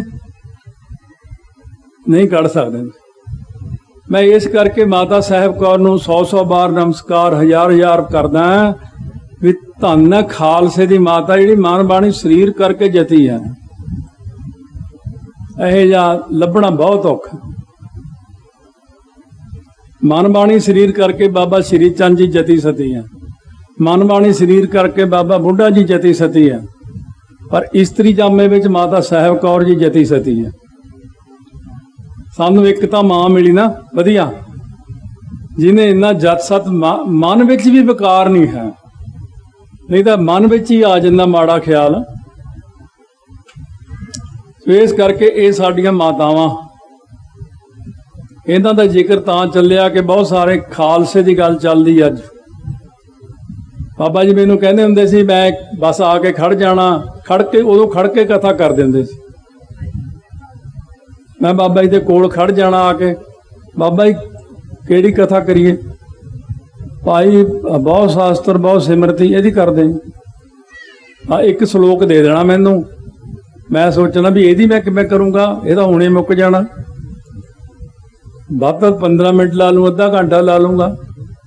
ਬਹੁਤ ਸ਼ਾਸਤਰ, ਬਹੁਤ ਸਿਮਰਤੀ, ਖੋਜੇ ਸਰਬ ਢੋਲ, ਖੋਜ ਸੁਨਾਹੀ ਹਰ ਹਰੇ, ਨਾਨਕ ਨਾਮ ਅਮੋਲੋ। ਇਹਨਾਂ ਪੂਰਾ ਹੋ ਗਿਆ ਸ਼ਬਦ। ਚਲੋ ਬਾਬਾ ਜੀ ਨੇ ਕਿਹਾ, ਮੈਂ ਅਰਦਾਸ ਕਰਕੇ ਸ਼ੁਰੂ ਕੀਤੀ। ਮੇਰਾ 1.5 ਘੰਟਾ ਲੰਘ ਗਿਆ ਪਹਿਲੀ ਪੰਕਤੀ ਤੇ ਹੀ। ਜਦ ਮੈਂ ਘੜੀ ਦੇਖੀ ਵੀ 1.5 ਘੰਟਾ ਲੰਘ ਗਿਆ, ਤਾਂ ਇੱਕ ਪੰਕਤੀ ਤੇ 1.5 ਘੰਟਾ ਲੰਘ ਗਿਆ। ਬਾਬਾ ਜੀ ਬਾਅਦ 'ਚ ਹੱਸਣ, ਕਹਿੰਦੇ ਤੂੰ ਤਾਂ ਸੋਚਦਾ ਸੀਗਾ ਬਈ 2 ਪੰਕਤੀਆਂ ਦੀ ਕਥਾ ਬਾਬਾ ਜੀ ਨੇ ਕਹਿ ਤਾਂ ਦਿੱਤੀ ਆ ਵੀ ਤਾਂ ਛੇਤੀ ਉਹ ਮੁੱਕ ਜੂ। ਕਹਿੰਦੇ ਮੁੱਕ ਗਈ ਫਿਰ? ਮਾਂ ਬਾਬਾ ਜੀ ਨਹੀਂ ਮੁੱਕੇ, ਦਾ ਸਿਰਾ ਹੀ ਨਹੀਂ, ਕੋਈ ਸਿਰਾ ਹੀ ਨਹੀਂ, ਕੋਈ ਸੁਭਾਅ ਹੀ ਨਹੀਂ ਹੈਗਾ। ਉਦੋਂ ਖੜ ਕੇ ਮੈਂ ਕਥਾ ਕਰਦਾ ਹੁੰਦਾ ਸੀ। ਬਾਬਾ ਜੀ ਨੇ ਪੁੱਛਿਆ ਸੀ ਕਿੰਨੀ ਕੁ ਸੰਗਤ ਵਧਾ ਲਈਏ ਹੋਰ? ਮੈਂ ਕਿਹਾ ਜੀ ਜਿੰਦੀ ਵਧਾਉਣੀ ਵਧਾ ਲਓ, 50 ਫਿਰ 100 ਫਿਰ 150 ਫਿਰ ਤਾਂ ਲੱਖਾਂ ਦੇ ਇਕੱਠ। ਜਿਸ ਦਿਨ ਬਾਬਾ ਜੀ ਗਏ ਨੇ ਉਦੋਂ ਤਾਂ ਉਹ ਉੱਥੇ ਗੱਡੀਆਂ ਖੜੀਆਂ ਸੀ, ਪਰੇ ਮੀਂਹ ਪੈਂਦਾ ਸੀ, ਇੱਥੇ ਤੱਕ ਆਉਣਾ ਵੀ ਔਖਾ ਸੀ। ਸੋ ਇਸ ਕਰਕੇ ਉਹਨਾਂ ਦੇ ਐ ਹੁੰਦਾ ਕੋਲ ਬੈਠ ਕੇ, ਕਿਉਂਕਿ ਪਹਿਲਾਂ ਤੋਂ ਇੱਕ ਆਦਤ ਹੁੰਦੀ ਹੈ। ਇੱਥੇ ਇੱਕ ਬੰਦਾ ਸੀ, ਮੈਂ ਨਾਂ ਨਹੀਂ ਲੈਂਦਾ, ਬਾਬਾ ਜੀ ਦਾ ਬਹੁਤ ਸੇਵਾਦਾਰ ਸੀ, ਤਕੜਾ ਹੁਣ ਵੀ ਹੋਣਾ ਸ਼ਾਇਦ। ਮੈਨੂੰ ਮੰਜੇ ਤੇ ਇਕੱਲੇ ਨੂੰ ਬਿਠਾ ਕੇ ਕਹਿੰਦਾ ਇੱਕ ਗੱਲ ਪੁੱਛਣੀ ਤੁਹਾਨੂੰ। ਕਹਿੰਦਾ ਮੈਨੂੰ ਬਾਬਾ ਜੀ ਦੀ ਸੇਵਾ 'ਚ 40 ਸਾਲ ਹੋ ਗਏ, ਪਰ ਸਾਡੇ ਨਾਲ ਬਾਬਾ ਜੀ ਨਹੀਂ ਐਂ ਗੱਲਾਂ ਕਰਦੇ। ਤੁਹਾਨੂੰ ਅੰਦਰ ਇਕੱਲਿਆਂ ਨੂੰ ਵਾੜ ਕੇ ਕੀ ਵਚਨ ਕਰਦੇ ਇਹ ਵੀ ਨਹੀਂ ਸਾਨੂੰ ਪਤਾ। ਵੀ ਆਉਂਦਿਆਂ ਸਾਰ ਤੁਸੀਂ ਇਹਦੇ ਨੇੜੇ ਕਿਵੇਂ ਲੱਗ ਗਏ ਬਾਬਾ ਜੀ ਦੇ? ਮੈਂ ਉਹਨੂੰ ਇੱਕੋ ਗੱਲ ਕਹੀ, ਮੈਂ ਕਿਹਾ ਤੂੰ ਵੀ ਸਰਕਾਰੀ ਨੌਕਰੀ ਕੀਤੀ, ਹੁਣ ਤੂੰ ਰਿਟਾਇਰ ਆ, ਚਲੋ ਵੱਡਾ ਅਫਸਰ ਰਿਹਾ ਤੂੰ ਵੀ। ਮੈਂ ਕਿਹਾ IAS ਆਫਿਸਰ ਜਿੱਥੇ ਵੀ ਜਾਊਗਾ DCO ਲੱਗੂਗਾ। ਇਹ ਤਾਂ ਹੈ ਨਹੀਂ ਵੀ ਇੱਥੋਂ ਹਟ ਕੇ ਗਾਹਾਂ ਚਪੜਾਸੀ ਲਾ ਲਿਆ ਕਿਸੇ ਨੇ। ਮੈਂ ਕਿਹਾ ਮੈਂ ਸੰਤ ਕਰਤਾਰ ਸਿੰਘ ਦਾ ਪਿੰਡ ਵਾਲੇ ਮਹਾਂਪੁਰਖਾਂ ਦਾ ਗੜਬਈ ਆ, ਮੈਂ ਸੰਤ ਜਰਨੈਲ ਸਿੰਘ ਦਾ ਗੜਬਈ ਆ, ਮੈਂ ਰਾਮਪੁਰ ਖੇੜੇ ਵਾਲਿਆਂ ਦਾ ਗੜਬਈ ਆ, ਬ੍ਰਹਮ ਗਿਆਨੀਆਂ ਦਾ। ਹੁਣ ਮੈਂ ਇਹਨਾਂ ਦਾ ਗੜਬਈ ਆ। ਮੈਂ ਕਿਹਾ ਜਿਹੜੇ ਪ੍ਰਸ਼ਨ ਉਹ ਕਰਦੇ ਤੈਨੂੰ ਜਵਾਬ ਆ ਜਾਊ ਉਹਨਾਂ ਦਾ। ਕਿਉਂ ਬਾਬਾ ਜੀ ਨੇ ਸੰਗਤ ਨੂੰ ਇੱਕ ਵਾਰ ਕਹਿਤਾ ਵੀ ਜਿਹੜਾ ਵਾਹਿਗੁਰੂ ਮੰਤਰ ਹੈ ਇਹ ਸ੍ਰਿਸ਼ਟੀ ਦੇ ਰਚਣ ਤੋਂ ਪਹਿਲਾਂ। ਹੁਣ ਇੱਥੇ ਸੰਗਤ ਵਿਚਾਰੀ ਪਿੰਡਾਂ ਤੋਂ ਆਉਂਦੇ ਭੋਲੇ ਭਾਲੇ ਸਾਰੇ, ਕਹਿੰਦੇ ਬਾਬਾ ਜੀ ਉਹੀ ਕਰੀ ਜਾਂਦੇ ਆ। ਕਈ ਤਾਂ ਬਾਬਾ ਜੀ ਨੂੰ ਬਾਹਲੇ ਪੇਂਡੂ ਜਿਹਾ ਸਮਝਦੇ ਸੀ। ਉਹ ਕੁੜੀ ਵਿਆਹੀ ਗਈ ਅੰਮ੍ਰਿਤ, ਕਦੇ ਆਉਂਦੀ ਹੋਣੀ ਹੈ, ਸ਼ਾਇਦ ਅੱਜ ਵੀ ਆਈ ਹੋਵੇ। ਬਾਬਾ ਜੀ ਕਹਿੰਦੇ ਭਾਈ ਹੋਰ ਬਹਿ ਜਾ ਅੰਮ੍ਰਿਤ, ਉਹ ਇੰਨੀ ਸੀ ਉਦੋਂ। ਕਹਿੰਦੇ ਬਾਬਾ ਜੀ ਸਾਨੂੰ ਤਾਂ 100 ਕੰਮ ਹੈ, ਤੁਸੀਂ ਤਾਂ ਵਿਹਲੇ ਆ। ਬਾਬਾ ਜੀ ਬੜਾ ਹੱਸੇ, ਕਹਿੰਦੇ ਨਿਆਣਿਆਂ ਨੂੰ ਮੈਂ ਵਿਹਲਾ ਹੀ ਬੈਠਾ ਲੱਗਦਾ। ਕਹਿੰਦੇ ਅੱਜ ਤੂੰ ਸਰਹੰਦ ਗਈ ਸੀ ਭਾਈ, ਕੀ ਦੇਖਿਆ? ਕਹਿੰਦੇ ਕਿ ਟੀਨ ਡੱਬੇ ਜੇ ਵੇਚਣ ਵਾਲਾ ਸੀ ਤੁਹਾਡੇ ਵਰਗਾ ਉੱਥੇ ਨਾ। ਲੋਕ ਤਾਂ ਇਹੀ ਸਮਝਦੇ ਆ, ਕਿਉਂਕਿ ਉਹ ਵਸਤਰ ਹੀ ਇਸ ਢੰਗ ਦੇ ਪਾਉਂਦੇ ਸੀ। ਮੈਂ ਪੁੱਛਿਆ ਕਈ ਚੀਜ਼ਾਂ ਬਾਰੇ, ਮੈਂ ਅੰਦਰ ਬਹਿ ਕੇ ਪੁੱਛਦਾ ਰਹਿੰਦਾ ਸੀ। ਇੱਕ ਵਾਰ ਪ੍ਰਸ਼ਾਦਾ ਹੀ ਛੱਡਤਾ, ਬੜੇ ਦਿਨ ਪ੍ਰਸ਼ਾਦਾ ਹੀ ਨਾ ਛਕਿਆ ਬਾਬਾ ਜੀ ਨੇ। ਹੁਣ ਸੰਗਤ ਰੋਵੇ ਵੀ ਸਰੀਰ ਖਰਾਬ ਹੋ ਜੂ, ਐ ਹੋ ਜੂ, ਐ ਹੋ ਜੂ। ਮੈਂ ਕਿਤੇ ਗਿਆ ਹੋਇਆ ਸੀ, ਕਾਫੀ ਦੇਰ ਬਾਅਦ ਆਇਆ, ਮੈਨੂੰ ਕਹਿੰਦੇ ਵੀ ਤੂੰ ਜਾ ਕੇ ਬੇਨਤੀ ਕਰ, ਇਹ ਛਕਦੇ ਹੀ ਨਹੀਂ ਹੈ ਪ੍ਰਸ਼ਾਦਾ। ਜਦ ਮੈਂ ਅੰਦਰ ਕਮਰੇ 'ਚ ਗਿਆ, ਕੁੰਡੀ ਲਾ ਕੇ, ਮੈਂ ਕਿਹਾ ਲਾਗੇ ਪਿਆਰ ਨਾਲ ਬਹਿ ਕੇ ਥੱਲੇ, ਮੈਂ ਕਿਹਾ ਵੀ ਆਹ ਸੰਗਤ ਸਾਰੀ ਵਿਚਾਰੀ ਰੋਂਦੀ ਆ, ਪ੍ਰਸ਼ਾਦਾ ਛਕ ਲਿਆ ਕਰੋ। ਬਾਬਾ ਜੀ ਨੂੰ ਪਤਾ ਸੀ ਵੀ ਕੀ ਪੁੱਛੂਗਾ ਨਾ। ਮੈਨੂੰ ਕਹਿੰਦੇ ਆਪ ਤੇ ਤੂੰ ਕਹਿਣਾ ਵੀ ਨਾਮ ਦਾ ਰਸ ਹੁੰਦਾ ਭਾਈ, ਵੀ ਉਹਨਾਂ ਭੁੱਖ ਨਹੀਂ ਲੱਗਦੀ, ਨੀਂਦ ਨਹੀਂ ਆਉਂਦੀ ਹੈ, ਹੁਣ ਤੂੰ ਆਪ ਹੀ ਰੋਟੀ ਖਾਣ ਨੂੰ ਕਹੀ ਜਾਂਦਾ ਮੈਨੂੰ। ਜਾਣੇ 2 ਮਿੰਟ ਤੇ ਸਟਕ ਹੋ ਗਿਆ, ਮੈਂ ਬੈਠਾ ਹੀ। ਅੱਛਾ ਵੀ ਇਹ ਗੱਲ ਹੈ। ਕਹਿੰਦੇ ਲੋੜ ਹੀ ਨਹੀਂ ਹੈ ਰੋਟੀ ਦੀ, ਨੀਂਦ ਦੀ ਕੀ ਲੋੜ ਹੈ, ਜਦ ਅੰਦਰ ਹੀ ਘੁੱਟਾਂ ਜਾਂਦੀਆਂ। ਨਾਮ ਦਾ ਰਸ ਐਸੀ ਚੀਜ਼ ਹੈ, ਭੁੱਖ ਲੱਗਣ ਨਹੀਂ ਦਿੰਦਾ। ਰੋਟੀ ਅੰਦਰ ਜਾਊਗਾ ਨੀਂਦ ਆਊ, ਜੇ ਇਕੱਲਾ ਰਸ ਹੀ ਜਾਊ ਫਿਰ ਨੀਂਦ ਵੀ ਨਹੀਂ ਆਉਂਦੀ। ਇਹ ਵੀ ਨਹੀਂ ਹੈ ਕਿ ਨੀਂਦ ਊਂ ਖਰਾਬ ਹੋ ਗਈ ਨਾ।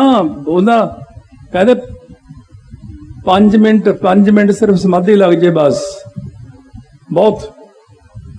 ਇਹ ਗੱਲ ਸੰਤ ਕਰਤਾਰ ਸਿੰਘ ਜੀ ਨੂੰ ਬਾਬਾ ਗੁਰਬਚਨ ਸਿੰਘ ਜੀ ਖਾਲਸਾ ਨੇ ਕਹੀ ਸੀ। ਕਹਿੰਦੇ ਮਹਾਰਾਜ ਅੱਜ ਤਾਂ ਤੁਸੀਂ 5-6 ਕਥਾ ਕਰਤੀਆਂ, ਥੱਕ ਗਏ ਹੋਣੇ ਬਹੁਤ। ਕਹਿੰਦੇ ਕਰਤਾਰ ਸਿੰਘ ਸਿਰਫ 5 ਮਿੰਟ ਦੇ ਦਿਓ ਮੈਨੂੰ, 5 ਮਿੰਟਾਂ ਬਾਅਦ ਮੈਂ ਬਾਹਰ ਆਉਣਾ ਬਸ। 5 ਮਿੰਟ ਸਮਾਧੀ ਲਾ ਕੇ ਬੈਠੇ ਰਹੇ। ਕਹਿੰਦੇ ਕਰਤਾਰ ਸਿੰਘ ਜਿਹੜੇ 5 ਮਿੰਟ ਆ ਨਾ, 5 ਮਿੰਟ ਸਮਾਧੀ ਦੇ 8 ਘੰਟਿਆਂ ਦੀ ਨੀਂਦ ਦੇ ਬਰਾਬਰ ਹੁੰਦੇ ਆ। ਕਹਿੰਦੇ ਬ੍ਰਹਮ ਗਿਆਨੀ ਦਾ ਸੌਣਾ ਕੀ ਆ? ਸ਼ਾਂਤ ਸਹਿਜ ਰਹਿਸ ਮਨ ਉਪਜੋ ਸਗਲੇ ਦੁੱਖ ਪਲਾਇਣ। ਸਮਾਧੀ ਦੇ ਵਿੱਚ ਜਾ ਕੇ ਸਰੀਰ ਫੁੱਲ ਵਰਗਾ ਹੌਲਾ ਹੋ ਜਾਂਦਾ। ਆਪਾਂ 8 ਘੰਟੇ ਸੌਂ ਕੇ ਕਹਿੰਦੇ ਆ ਹਲੇ ਵੀ ਥਕਾਵਟ ਜੀ ਨਹੀਂ ਉਤਰੀ। ਇਹ ਨੀਂਦ ਨਾਲ ਥਕਾਵਟ ਨਹੀਂ ਉਤਰਦੀ ਹੁੰਦੀ। ਥਕਾਵਟ ਉਤਰਦੀ ਆ ਜੇ ਤੁਹਾਡੀ ਸਮਾਧੀ ਲੱਗਣ ਲੱਗ ਜੇ। ਸਾਨੂੰ ਜ਼ਿਆਦਾ ਕਿਹੜੀ ਚੀਜ਼, ਸ਼ਾਂਤੀ ਕਿਹਨੂੰ ਕਹਿੰਦੇ ਆ? ਕਹਿੰਦੇ ਸ਼ਾਂਤੀ ਰੂਪੀ ਸਮਾਧੀ। ਸ਼ਾਂਤੀ ਹੁੰਦੀ ਆ ਜਿਹੜੀ ਫੁਰਨਿਆਂ ਤੋਂ ਰਹਿਤ ਮਨ ਹੋ ਜਾਣਾ। ਜਿਹੜੀ ਆਪਾਂ ਨੂੰ ਚੀਜ਼ ਮੇਨ ਥਕਾਉਂਦੀ ਆ ਨਾ ਅੰਦਰ, ਉਹ ਜ਼ਿਆਦਾ ਸੰਕਲਪ ਨੇ। ਜਿਹੜੀ ਆਪਣੇ ਅੰਦਰ ਟੈਨਸ਼ਨ ਚੱਲਦੀ ਹਰ ਟਾਈਮ, ਚੰਚਲਤਾਈ ਹੈ ਮਨ ਦੀ। ਦੇਖੋ ਮਨ ਦੀ ਚੰਚਲਤਾਈ ਕੀ ਹੈ? ਪਹਿਲਾਂ ਤਾਂ ਸਵੇਰ ਦੇ ਰੌਲਾ ਪਾਏ ਹੰਸਾਲੀ ਜਾਣਾ, ਅੱਜ ਉੱਥੋਂ ਮਨ ਘਰੋਂ ਰੌਲਾ ਪਾਉਣ ਲੱਗਾ। ਇੱਥੇ ਆ ਕੇ ਕਹਿੰਦਾ ਘਰੇ ਜਾਣਾ। ਇਹ ਜਦੋਂ ਇੱਕ ਕੰਮ ਐਂ ਕਰਦਾ ਫਿਰ ਦੂਜਾ ਐਂ ਵੀ ਕਰ ਦਿੰਦਾ। ਚੱਲ ਐਂ ਨੂੰ ਚੱਲ। ਕਈ ਲੋਕਾਂ ਦੇ ਮੇਰੇ ਕੋਲੋਂ ਪ੍ਰਸ਼ਨ ਆਉਂਦੇ ਨੇ, ਕਹਿੰਦੇ ਅਸੀਂ ਇੱਕ ਸ਼ਬਦ ਪੜ੍ਹਨ ਲੱਗਦੇ ਫਿਰ ਜੀ ਕਰਦਾ ਨਹੀਂ ਸੁਖਮਨੀ ਸਾਹਿਬ ਨਾਲੋਂ ਆਨੰਦ ਸਾਹਿਬ ਠੀਕ ਆ। ਜੇ ਆਨੰਦ ਸਾਹਿਬ ਸ਼ੁਰੂ ਕਰਦੇ ਆ ਫਿਰ ਜਪਜੀ ਸਾਹਿਬ ਠੀਕ ਆ, ਜੇ ਉਹ ਕਰਦੇ ਆ ਫਿਰ ਮੂਲ ਮੰਤਰ ਠੀਕ ਆ। ਮੈਂ ਕਿਹਾ ਇਹ ਮਨ ਚੰਚਲ ਹੁੰਦਾ, ਚੰਚਲ ਬਿਰਤੀਆਂ ਤੁਹਾਡੀਆਂ। ਇੱਕ ਸ਼ਬਦ ਉੱਤੇ ਹੀ ਟਿਕ ਜੇ ਨਾ ਮਨ, ਉਸੇ 'ਚ ਹੀ ਆਨੰਦ ਹੈ। ਪ੍ਰਮਾਣ ਮੈਂ ਤੁਹਾਨੂੰ ਦਿੰਦਾ ਵੀ ਜਿਵੇਂ ਕਿਸੇ ਦੇ ਨਲਕਾ ਲਵਾਉਣਾ, ਪਹਿਲਾਂ ਨਲਕੇ ਲਾਉਂਦੇ ਸੀ। ਇੱਕ ਬੰਦੇ ਨੇ ਉਹਦੇ ਬੋਰ ਕੀਤਾ 10 ਫੁੱਟ, ਉਹ ਕਹਿੰਦਾ ਇੱਥੇ ਰਹਿਣ ਦੇ, ਉੱਥੇ ਲਾਉਣੇ ਆ। 20 ਫੁੱਟ ਕੀਤਾ, ਉੱਥੋਂ ਪੱਟ ਲਿਆ। ਫਿਰ ਉਹ ਉੱਥੇ ਪਰੇ ਲੱਗ ਗਿਆ। 40-50 ਫੁੱਟ ਕਰ ਲਿਆ, ਫਿਰ ਇੱਕ ਜਗ੍ਹਾ ਹੋਰ ਕਰ ਲਿਆ। ਐ ਤਾਂ ਭਾਵੇਂ 100 ਜਗ੍ਹਾ ਪੱਟ ਲਓ, ਪਾਣੀ ਤਾਂ ਕਿਤੇ ਵੀ ਨਹੀਂ ਆਇਆ। ਇੱਕੋ ਜਗ੍ਹਾ ਮਿਹਨਤ ਕਰਕੇ ਪਾਣੀ ਕੱਢ ਲੈਂਦੇ, ਫਿਰ ਸਾਰਾ ਟੱਬਰ ਪਾਣੀ ਪੀਂਦਾ, ਭਾਵੇਂ ਸਾਰਾ ਪਿੰਡ ਪੀਂਦਾ। ਇੱਕ ਸ਼ਬਦ ਦਾ ਅਭਿਆਸ ਹੁੰਦਾ, ਨਾ ਕਿ ਬਾਰ-ਬਾਰ ਸ਼ਬਦ ਹੀ ਬਦਲੀ ਜਾਓ। ਜੇ ਤੁਸੀਂ ਬਾਰ-ਬਾਰ ਸ਼ਬਦ ਬਦਲੀ ਜਾਓਗੇ, ਤੁਸੀਂ ਸਿਰੇ ਨਹੀਂ ਲੱਗਣਾ ਕਦੇ ਵੀ। ਚੰਚਲ ਮਨ ਹਮੇਸ਼ਾ, ਇਹਦੀ ਚਲਾਕੀ ਇੱਕ ਖਾਸ ਹੁੰਦੀ ਆ ਚੰਚਲ ਮਨ ਦੀ, ਵੀ ਇਹਨੂੰ ਇੱਥੋਂ ਹਟਾ ਦਿਆਂ। ਇਹਨੂੰ ਕਹਿੰਦੇ ਡਿਸਟਰਬ ਕਰਨਾ। ਵੀ ਇੱਕ ਵਾਰ ਇਹਨੂੰ, ਮੈਂ ਬਾਬਾ ਜੀ ਨੂੰ ਕਈ ਚੀਜ਼ਾਂ ਪੁੱਛੀਆਂ, ਪਹਿਲਿਆਂ ਨੂੰ ਵੀ ਪੁੱਛੀਆਂ। ਸੰਤ ਜਰਨੈਲ ਸਿੰਘ ਜੀ ਦਾ ਆਪਣਾ ਤਰੀਕਾ ਸੀ ਬੰਦਗੀ ਕਰਨ ਦਾ, ਸੰਤ ਕਰਤਾਰ ਸਿੰਘ ਜੀ ਦਾ ਆਪਣਾ ਤਰੀਕਾ ਸੀ। ਮੈਂ ਰਾਮਪੁਰ ਖੇੜੇ ਵਾਲਿਆਂ ਕੋਲ ਗਿਆ, ਉਹਨਾਂ ਨੇ ਮੈਨੂੰ ਕਾਫੀ ਕੁਝ ਸਿਖਾਇਆ। ਉਹਨਾਂ ਨੇ ਸਿਖਾਇਆ ਸੀ ਗਾਵੀਆ ਸੁਣੀਐ ਮਨ ਰੱਖੀਐ ਭਾਉ, ਦੁੱਖ ਪਰ ਹਰ ਸੁੱਖ ਕਰ ਲੈ ਜਾਏ। ਕੋਈ ਕਹਿੰਦਾ ਸੀ ਇੱਥੇ ਚੱਕਰ 'ਚ ਧਿਆਨ ਧਰੋ, ਕੋਈ ਕਹਿੰਦਾ ਆਹ ਚੱਕਰ 'ਚ ਧਿਆਨ ਧਰੋ। एक बंदा कहना ਇੱਥੇ ਧਰੋ। ਮੈਂ ਕਿਹਾ ਚਲੋ ਚੌਥਾ ਪ੍ਰਿੰਸੀਪਲ ਹੁਣ ਇਹਨਾਂ ਨੂੰ ਪੁੱਛਦੇ ਆ। ਮੈਂ ਬਾਬਾ ਜੀ ਕੋਲ ਬਹਿ ਕੇ ਪੁੱਛਿਆ, ਨਾਲੇ ਕਹੇ ਸੀ ਖੁੱਲਾ ਟਾਈਮ ਲਾ ਲਈ, ਨਾ ਸਿਰੋਂ ਪਾਤਾ। ਹੁਣ ਇਹ ਤਾਂ ਵੈਸੇ ਹੀ ਪਾਇਆ ਜੀ, ਸੋਹਣਾ ਲੱਗਦਾ। ਤਾਂ ਕੋਈ ਗੱਲ ਨਹੀਂ, ਹਟ ਜਾਂਦਾ ਮੈਂ ਵੀ। ਤਾਂ ਉਸ ਵਕਤ ਬਾਬਾ ਜੀ ਨੇ ਕਿਹਾ, ਮੈਂ ਕਿਹਾ ਇੱਕੋ ਸਿਰੇ ਦੀ ਗੱਲ ਦੱਸ ਦੋ ਵੀ ਇਹ ਧਿਆਨ ਧੂਣ ਜਿਹੜੇ ਲਾਉਂਦੇ ਇੱਥੇ ਲਾ, ਇੱਥੇ ਲਾ, ਇੱਥੇ ਲਾ। ਬਾਬਾ ਜੀ ਕਹਿੰਦੇ ਭਾਈ ਕਈ ਵਾਰ ਐ ਹੁੰਦਾ, ਕਈ ਬੰਦਿਆਂ ਨੂੰ ਆਦਤ ਹੁੰਦੀ ਸ਼ਰਾਰਤ ਕਰਨ ਦੀ। ਪਹਿਲੀ ਪੌੜੀ ਤੇ ਪੈਰ ਰੱਖ ਕੇ ਨਾ ਆਓ ਅੰਦਰ ਤੇ ਉਹਦੀ ਵਿਚਾਰ ਕਰੀ ਜਾਓ। ਇਹ ਚੀਜ਼ ਜਿੱਥੇ ਦਾ ਤੂੰ ਅਧਿਕਾਰੀ ਆ, ਜੇ ਤੂੰ ਇੱਥੋਂ ਦਾ ਅਧਿਕਾਰੀ ਆ ਆਗਿਆ ਚੱਕਰ ਦਾ, ਇੱਥੇ ਜਾ ਟਿਕੂਗੀ। ਜੇ ਤੂੰ ਇੱਥੋਂ ਦਾ ਅਧਿਕਾਰੀ ਆ, ਇੱਥੇ ਜਾ ਟਿਕੂਗੀ। ਜੇ ਸਿੱਧਾ ਦਸਮ ਦੁਆਰ ਦਾ ਅਧਿਕਾਰੀ ਆ, ਉੱਥੇ ਜਾ ਟਿਕੂਗੀ। ਇਹ ਤੈਨੂੰ ਆਪਣੇ ਅਧਿਕਾਰ ਦੇ ਅਨੁਸਾਰ ਉੱਥੇ ਲੈ ਜੂ, ਬਾਣੀ ਉੱਥੇ ਲੈ ਜਾਂਦੀ ਜੇ ਇਹਦੇ ਚੱਕਰ ਦਾ ਮੈਂ ਅਧਿਕਾਰੀ ਆ। ਮੈਂ ਉਹ ਗੱਲ ਲਾਸਟ ਬਾਬਾ ਜੀ ਨੇ ਇਹ ਮੈਨੂੰ ਗੱਲ ਕਹੀ ਵੀ ਆਹ ਗੱਲ। ਮੈਂ ਕਿਹਾ ਬਾਬਾ ਇਹ ਗੱਲ ਮੈਂ ਕਦੇ ਸੁਣੀ ਨਹੀਂ। ਕਹਿੰਦੇ ਇਹ ਚੀਜ਼ ਹੁੰਦੀ। ਕਹਿੰਦੇ ਫਿਰ ਉਹ ਧਿਆਨ ਲਾਉਣ ਬਹਿ ਜਾਂਦੇ ਆ, ਫਿਰ ਕੰਮ ਅੜ ਜਾਂਦਾ। ਮੈਂ ਇੱਕ ਹਿਮਾਲਿਆ ਪਰਬਤ 'ਚ ਮਹਾਤਮਾ ਰਹਿੰਦੇ ਨੇ, ਉਹ ਥੱਲੇ ਨਹੀਂ ਆਉਂਦੇ ਬਾਹਲਾ। ਇੱਕ ਵਾਰ ਆਏ ਸੀ, ਨੈਟ ਤੇ ਉਹਨਾਂ ਦੀ ਕਥਾ ਆਈ ਸੀ, ਵਿਚਾਰ ਆਈ ਸੀ ਦਸਮ ਦੁਆਰ ਬਾਰੇ। ਉਹ ਕਹਿੰਦੇ ਮੈਂ ਤਾਂ ਆ ਕੇ ਹੀ ਪਛਤਾਇਆ, ਬੰਬੇ ਆ ਗਿਆ, ਇੱਧਰ ਆ। ਕਹਿੰਦੇ ਲੋਕ ਮੈਨੂੰ ਧੂਹੀ ਫਿਰਨ, ਇੱਧਰ ਆ ਜਾਓ ਬਾਬਾ ਜੀ ਅਰਦਾਸ ਕਰ ਦਿਓ, ਸਾਡਾ ਕੰਮ ਬਣ ਗਿਆ ਬਣ। ਕਹਿੰਦਾ ਮੈਂ ਤਾਂ ਭੱਜਿਆ ਆਇਆ ਵਾਪਸ। ਕਹਿੰਦਾ ਹੁਣ ਮੈਂ ਕਦੇ ਗੱਲਾਂ ਦੇਖੀਆਂ ਨਹੀਂ ਸੀ ਵੀ ਆਹ ਮੰਗ ਲਓ, ਆਹ ਮੰਗ ਲਓ। ਉਹ ਕਹਿੰਦਾ ਵੀ ਅੱਜ ਕੱਲ੍ਹ ਲੋਕ ਕੀ ਕਰਦੇ ਨੇ, ਸਾਡੇ ਕੋਲ ਵੀ ਕਹਿੰਦਾ ਵਿਦਿਆਰਥੀ ਉੱਥੇ ਆਉਂਦੇ ਸਿੱਖਣ, ਦਸਮ ਦੁਆਰ ਵਿੱਚ ਧਿਆਨ ਲਾਉਣ ਵਾਲੇ ਆਉਂਦੇ ਆ। ਕਹਿੰਦਾ ਲੋਕ ਪਹਿਲਾਂ ਹੀ ਚੱਕ ਲੈਂਦੇ ਇੱਥੇ। ਕਹਿੰਦਾ ਇਹ ਕਾਨੂੰਨ ਗਲਤ ਆ। ਕਹਿੰਦਾ ਜਿਹੜਾ ਸਭ ਤੋਂ ਪਹਿਲਾਂ ਕਾਮ ਨੂੰ ਖਤਮ ਕਰਨਾ ਹੁੰਦਾ, ਕਾਮ ਕੁੰਡੇ ਤੇ ਧਿਆਨ ਲਾ ਕੇ, ਫਿਰ ਸ਼ੁਕਰ ਤੇ ਲਾਈ ਦਾ ਧਿਆਨ, ਫਿਰ ਧੁੰਨੀ ਚ ਆਉਂਦੇ ਆ, ਫਿਰ ਹਿਰਦੇ ਚ ਆਉਂਦੇ। ਇੱਥੇ ਆ ਕਾਲਜਾ ਜਿੱਥੇ ਹੁੰਦਾ, ਇਹ ਬਾਬਾ ਜੀ ਨੇ ਦੱਸਿਆ ਸੀ ਰਾਮਪੁਰ ਖੇੜਿਆਂ ਨੇ, ਹਿਰਦੇ ਚ ਧਿਆਨ ਆਉਂਦਾ, ਫਿਰ ਹੌਲੀ ਇੱਥੇ ਆਉਂਦਾ, ਤਾਹਾਂ ਨੂੰ ਚੱਕੀ ਆਉਂਦੇ ਸਾਰਾ ਕੁਛ। ਜਦ ਤੱਕ ਇਹ ਖੁੱਲਦਾ ਉਦੋਂ ਤੱਕ ਬਹੁਤ ਵਧੀਆ ਕਲੀਅਰ ਹੋ ਜਾਂਦਾ ਸਾਰਾ ਕੁਛ। ਤੇ ਇਹ ਕੀ ਕਰਦੇ, ਕਹਿੰਦੇ ਪਹਿਲਾਂ ਹੀ ਧਿਆਨ ਇੱਥੋਂ ਕਲੀਅਰ ਨਹੀਂ ਹੋਇਆ ਕੁਛ, ਇੱਥੇ ਚੱਕਤਾ ਸਿੱਧਾ ਹੀ। ਕਹਿੰਦੇ ਜਿਹੜੀਆਂ ਉਹ ਥੱਲੇ ਮਾੜੀਆਂ ਚੀਜ਼ਾਂ ਸੀ ਉਹ ਉਹਨੂੰ ਪਾਗਲ ਕਰ ਦਿੰਦੀਆਂ, ਕਿਉਂਕਿ ਉਹ ਚੀਜ਼ ਤਾਂ ਸ਼ਾਂਤ ਨਹੀਂ ਹੋਈ। ਇਹ ਚੀਜ਼ ਦਾ ਬਹੁਤ ਕਹਿੰਦੇ ਖਿਆਲ ਰੱਖਣਾ ਪੈਂਦਾ। ਕਹਿੰਦਾ ਅੱਜ ਕੱਲ੍ਹ ਲੋਕ ਸਿੱਧਾ ਹੀ ਬਸ, ਅੱਜ ਕੱਲ੍ਹ ਮੈਨੂੰ ਕਈ ਕਹਿਣਗੇ ਚੰਡੀ ਦੀ ਵਾਰ ਕਰ ਲਾਂ, ਚੰਡੀ ਦੀ ਵਾਰ ਨੂੰ ਸਿੱਧਾ ਹੱਥ ਪਾਉਂਦੇ ਆ। ਮੈਂ ਕਦੇ ਕਿਰਪਾਨ ਚਲਾਈ ਹੈ, ਕੋਈ ਬੰਦੂਕ ਚਲਾਈ ਹੈ, ਕਹਿੰਦਾ ਨਹੀਂ। ਮੈਂ ਕਾਹਨੂੰ ਤੋਪ ਨੂੰ ਹੱਥ ਪਾਉਣਾ ਸਿੱਧਾ? ਆ ਟੈਂਕ ਚਲਾਉਣਾ ਆਉਂਦਾ ਤੈਨੂੰ? ਐਵੇਂ ਹੀ ਖਾਮ ਚੰਡੀ ਦੀ ਵਾਰ ਕਰ ਲੈਂਦੇ। ਚੰਡੀ ਦੀ ਵਾਰ ਤਾਂ ਕਰ ਲੋ, ਪਰ ਸਾਹਮਣੀ ਬਹੁਤ ਔਖੀ, ਇਹ ਨਹੀਂ ਸਾਂਭੀ ਜਾਂਦੀ। ਪਾਵਰ ਵੀ ਬਾਹਲੀ ਜ਼ਿਆਦਾ, ਬਹੁਤ ਪਾਵਰ, ਅਕਾਲ ਦੀ ਪਾਵਰ ਸਾਰੀ। ਆ ਮਾਤਾ ਸਾਹਿਬ ਕੌਰ ਅਕਾਲ ਸ਼ਕਤੀ ਹੀ ਆ। ਕੁੱਲ ਟੋਟਲ ਬ੍ਰਹਿਮੰਡਾਂ ਦੀਆਂ ਸ਼ਕਤੀਆਂ ਸਾਰੀਆਂ ਮਾਤਾ ਸਾਹਿਬ ਕੌਰ ਦੇ ਅੰਡਰ ਹੀ ਹੈ।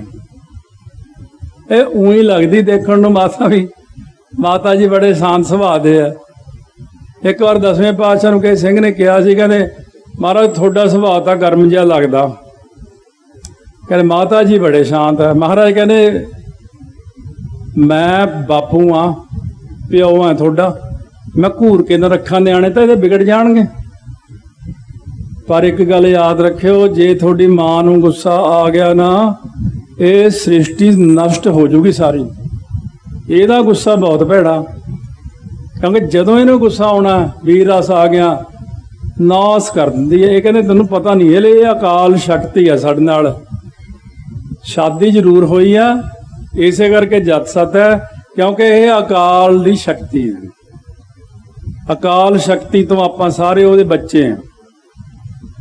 ਬਹੁਤ ਸਾਰੀਆਂ ਚੀਜ਼ਾਂ ਕਈ ਮਹਾਤਮਾ ਤੋਂ ਪੁੱਛਦੇ ਪੁੱਛਦੇ ਇੱਥੇ ਮੈਂ ਆਇਆ। ਵੈਸੇ ਉਹ ਕਈ ਜਿਵੇਂ ਮਰਜ਼ੀ ਕਹਿ ਲੈਣ, ਮੈਂ ਇੱਥੇ ਤੁਰ ਕੇ ਆ ਰਹੇ ਬਾਬਾ ਜੀ ਗੱਡੀ 'ਚ ਉਤਰ ਕੇ, ਉਦੋਂ ਆਹ ਕਮਰੇ ਹੁੰਦੇ ਸੀ ਇੱਧਰ। ਮੈਂ ਕਿਹਾ ਬਾਬਾ ਜੀ ਉਹ ਬਾਬਾ ਜੀ ਦਾ ਇੱਕ ਬ੍ਰਹਮ ਗਿਆਨ ਦਾ ਇੱਕ ਹਿਸਾਬ ਕਿਤਾਬ ਹੁੰਦਾ। ਸੰਤ ਨੈਲਸਨ ਦਾ ਵੀ ਇਹੀ ਹਿਸਾਬ ਕਿਤਾਬ ਸੀ। ਅੱਧੀ ਗੱਲ ਪੁੱਛਣੀ ਆ, ਸਾਰੀ ਨਾਲ ਦੀ ਨਾਲ ਹੀ ਦੱਸ ਦੇਣੀ ਆ। ਮੈਂ ਸੰਤਾਂ ਨੂੰ ਇਹਨਾਂ ਨੂੰ ਵੀ ਇਹੀ ਪੁੱਛਦਾ ਹੁੰਦਾ ਸੀ, ਅੱਧੀ ਗੱਲ। ਬਾਬਾ ਜੀ ਉਹ ਉਗਰਦੰਤੀ ਹਾਲੇ ਮੈਂ ਇੰਨੇ ਕਿਹਾ, ਹਾਂ ਭਾਈ ਮਹਾਰਾਜ ਨੇ ਕਿਸੇ ਸਿੰਘ ਤੋਂ ਲਿਖਾ ਲਈ ਸੀ, ਇਹ ਫਿਰ ਆਪ ਹੀ ਪ੍ਰਮਾਣ ਕਰ ਲਈ ਸੀ। ਬਸ ਇੰਨੇ ਹੀ ਪੁੱਛਣ ਦੀ ਲੋੜ ਪੈਂਦੀ ਹੈ। ਹਰੇਕ ਚੀਜ਼ ਉਹਨਾਂ ਨੇ ਜਿਹੜੀ ਵੀ ਮੈਨੂੰ ਕੋਈ ਸ਼ੰਕਾ ਸੀ ਜ਼ਿੰਦਗੀ ਦੀਆਂ, ਦੇਖੋ ਮੈਨੂੰ ਉਹਨਾਂ ਤੇ ਭਰੋਸਾ ਤਸੱਲੀ ਹੈ। ਮੈਂ ਤੁਹਾਨੂੰ ਇੱਕ ਗੱਲ ਸ਼ੁਰੂ ਕੀਤੀ ਸੀ, ਉਹ ਮੇਰੀ ਵਿੱਚੇ ਰਹਿ ਗਈ। ਪਹਿਲੇ ਦਿਨ ਜਦ ਮੈਂ ਆਇਆ, ਮੈਨੂੰ ਜਿਹੜਾ ਇੱਥੇ ਲੈ ਕੇ ਆਇਆ ਸੀ ਸਿੰਘ, ਉਹਦਾ ਨਾਮ ਸੀ ਡਾਕਟਰ ਜੋਰਾ ਸਿੰਘ, ਸ਼ਾਇਦ ਹੁਣ ਵੀ ਆਉਂਦੇ ਹੋਣੇ ਆ। ਉਹ ਗੁਰਦੁਆਰਾ ਦੁਖਨਿਵਾਰਨ ਸਾਹਿਬ ਖਜ਼ਾਨਚੀ ਸੀ, ਅਕਾਊਂਟੈਂਟ ਵੀ ਰਹੇ। ਉਹਨਾਂ ਪਟਿਆਲੇ ਦੁਖਨਿਵਾਰਨ ਸਾਹਿਬ ਜਦੋਂ ਮੈਂ ਕੀਰਤਨ ਕਰਦਾ ਸੀ, ਸਹਿ ਰਾਗੀ ਸੀ, ਤਾਂ ਮੈਂ ਉਹਨਾਂ ਨੂੰ ਕਿਹਾ ਵੀ, ਉਹ ਕਹਿੰਦੇ ਇੱਕ ਸੰਤ ਨੇ ਤੈਨੂੰ ਮਿਲਾਉਣੇ ਆ। ਮੈਂ ਕਿਹਾ ਚਲੋ, ਮੈਂ ਕਿਹਾ ਪੂਰੇ ਆ? ਕਹਿੰਦੇ ਪੂਰੇ ਆ।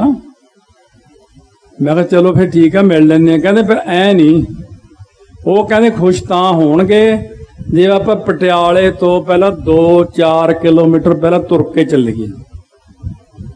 ਕਹਿੰਦੇ ਇੱਕ ਲੈਲਾ ਦਸਤਾਰ F74 ਮਲਮਲ ਤੁਰ ਕੇ ਚੱਲਾਂਗੇ। ਮੈਂ ਪਟਿਆਲਿਓਂ ਕਾਫੀ ਬਾਹਰ ਆ ਗਿਆ, ਫਿਰ ਮਗਰੋਂ ਗੱਡੀ ਆਈ, ਫਿਰ ਗੱਡੀ 'ਚ ਬੈਠੇ, ਫਿਰ ਕਹਿੰਦੇ ਹੁਣ ਫਿਰ ਤੁਰ ਕੇ ਚੱਲਾਂਗੇ।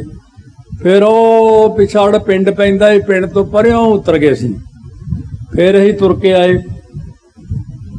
ਮੇਰੇ ਆਉਂਦਿਆਂ ਨੂੰ ਬਾਬਾ ਜੀ ਨੇ ਸੋਟਾ ਖੁੰਡਾ ਫੜਿਆ ਹੁੰਦਾ ਸੀ, ਐਂ ਬੈਠੇ ਫੜ ਕੇ, ਸਾਰੇ ਸਿੰਘ ਬੈਠੇ ਆ, ਗੱਡੀਆਂ ਵਾਲੇ ਗੱਡੀਆਂ ਤਿਆਰ ਕਰਕੇ ਖੜੇ ਆ। ਅੱਜ ਵੀ ਮੈਨੂੰ ਪੁਰਾਣਾ ਸਮਾਂ ਯਾਦ ਹੈ, ਕਿਉਂਕਿ ਰਿਕਾਰਡਿੰਗ ਹੁੰਦੀ ਆ। ਹੁਣ ਪਹਿਲੇ ਡਰਾਈਵਰ ਸੀ ਬਾਬਾ ਜੀ ਦੇ ਭਾਈ ਅਬਚਲ ਸਿੰਘ ਹੁਣੀ, ਉਹ ਪੁਰਾਣੇ ਜਾਣਦੇ, ਹੁਣ ਨਵਿਆਂ ਨੂੰ ਨਹੀਂ ਪਤਾ। ਭਾਈ ਅਬਚਲ ਸਿੰਘ ਜੀ, ਦਾਰਾ ਸਿੰਘ ਜੀ ਹੁਣੀ, ਇਹ ਵੀ ਬਾਬਾ ਜੀ ਦੀ ਬੜੀ ਸੇਵਾ ਕੀਤੀ ਆ। ਫਿਰ ਭਾਈ ਹਰੀ ਸਿੰਘ ਜੀ ਡਰਾਈਵਰ ਆ ਗਏ। ਹਰੀ ਸਿੰਘ ਨੇ ਪਹਿਲੇ ਦਿਨ ਮੈਨੂੰ ਕਿਹਾ ਵੀ ਦੇਖ, ਮੈਨੂੰ ਆਉਂਦਾ ਜਾਂਦਾ ਕੁਝ ਨਹੀਂ, ਮੈਨੂੰ ਇਕੱਲੀ ਡਰਾਈਵਰੀ ਆਉਂਦੀ ਆ, ਤੂੰ ਮੈਨੂੰ ਰਾਹ ਦੱਸ ਦੇ ਵੀ ਮੈਂ ਮਹਾਂਪੁਰਖ ਦੀ ਸੇਵਾ ਕਦੇ ਕੀਤੀ ਨਹੀਂ ਕਿਸੇ ਦੀ। ਮੈਂ ਕਿਹਾ ਤੂੰ ਜਦੋਂ ਵੀ ਗੱਡੀ ਚਲਾਉਣੀ, ਪਹਿਲਾਂ ਗੁਰੂ ਗ੍ਰੰਥ ਸਾਹਿਬ ਦੇ ਕੋਲ ਜਾ ਕੇ ਬੇਨਤੀ ਕਰਨੀ ਵੀ ਮੈਨੂੰ ਸੇਵਾ ਨਹੀਂ ਆਉਂਦੀ ਮਹਾਂਪੁਰਖ ਦੀ, ਮੈਨੂੰ ਤੁਸੀਂ ਕਿਰਪਾ ਕਰਕੇ ਸੇਵਾ ਸਿਖਾਉਣੀ ਆ। ਅਰਦਾਸ ਕਰਕੇ ਲੱਗੀ। ਕਹਿੰਦੇ ਠੀਕ ਆ। ਹਰੀ ਸਿੰਘ ਨੇ ਪਹਿਲਾਂ ਆਉਣਾ, ਆ ਕੇ ਮੱਥਾ ਟੇਕਣਾ, ਅਰਦਾਸ ਕਰਕੇ ਫਿਰ ਉਹ ਬਾਬਾ ਜੀ ਦੀ ਗੱਡੀ ਚਲਾਉਂਦਾ ਹੁੰਦਾ ਸੀ। ਪਰ ਇਹ ਸਾਰੇ ਡਰਾਈਵਰ ਬਾਬਾ ਜੀ ਦੇ ਆਗਿਆਕਾਰੀ ਬਹੁਤ ਰਹੇ। ਇਹਨਾਂ ਨੇ ਕਦੇ ਬਾਬਾ ਜੀ ਦਾ ਵਜਨ ਟਸ ਤੋਂ ਮਸ ਨਹੀਂ ਕੀਤਾ। ਬਾਬਾ ਜੀ ਗੱਡੀ 'ਚ ਬਹਿ ਜਾਂਦੇ ਹੁੰਦੇ ਸੀ। ਇੱਕ ਗੱਲ ਫਿਰ ਯਾਦ ਆ ਜਾਂਦੀ ਅੱਗੇ ਤੋਂ ਅੱਗੇ ਮੈਨੂੰ। ਇੱਕ ਵਾਰ ਬਾਬਾ ਜੀ ਕੋਲ ਮੈਂ ਆਇਆ ਸ਼ਾਮ ਨੂੰ, ਇਸ ਟਾਈਮ ਮੈਂ ਜਾਣਾ ਸੀ ਪਨਿਆਲੀ, ਪਿੰਡ ਪੈਂਦਾ ਰੋਪੜ ਜ਼ਿਲ੍ਹੇ 'ਚ ਆਏ, ਨਵੇਂ ਸ਼ਹਿਰ ਵਾਲੀ ਸੜਕ ਤੇ। ਮੈਂ ਕਿਹਾ ਜੀ ਉਹ ਕੱਲ ਨੂੰ ਉੱਥੇ ਜਾਣਾ, ਉੱਥੇ ਸਿੰਘ ਹੈ, ਉਹਨੂੰ ਮਿਲਣਾ। ਕੋਈ ਨਹੀਂ ਭਾਈ, ਦੱਸਾਂਗੇ। ਛਕ ਲਓ ਪ੍ਰਸ਼ਾਦਾ ਭਾਈ, ਕਰ ਲਓ ਆਰਾਮ ਭਾਈ। ਮੈਂ ਜੀ ਚਲੋ ਠੀਕ ਹੈ ਬਾਬਾ ਜੀ, ਮੈਂ ਕਸ਼ਹਿਰਾ ਤੌਲੀਆ ਤਾਂ ਲਿਆਇਆ ਨਹੀਂ। ਕਹਿੰਦੇ ਇੱਥੇ ਵਾਧੂ ਨੇ ਕਸ਼ਹਿਰੇ ਤੌਲੀਏ, ਤੈਨੂੰ ਇੱਥੋਂ ਦੇ ਦਿੰਦੇ ਆ। ਮੈਂ ਚਲੋ ਠੀਕ ਹੈ। ਇਹ ਵੀ ਰੌਲਾ ਪਿਆ ਸੀ। ਮੈਂ ਜਦੋਂ ਮਿਲਣ ਆਉਣਾ ਸ਼ਾਮ ਜੀ ਨੂੰ, ਭਾਈ ਤੂੰ ਅੱਜ ਇੱਥੇ ਹੀ ਰਹਿ ਲਾ।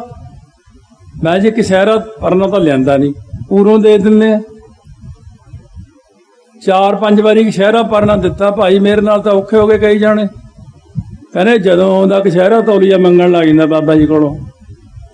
ਮੈਂ ਕਿਹਾ ਬਾਬਾ ਜੀ ਇਹਦਾ ਅੱਧੇ ਤਾਂ ਬੰਦੇ ਐਂ ਨਾਰਾਜ਼ ਹੋ ਗਏ ਮੇਰੇ ਨਾਲ ਵੀ ਕਸ਼ਹਿਰਾ। ਉਹ ਕਹਿੰਦੇ ਭਾਈ ਇਹਨਾਂ ਨੂੰ ਕਿਆ ਪਤਾ, ਕੱਲ ਦੇ ਨਿਆਣੇ ਆ ਇਹ।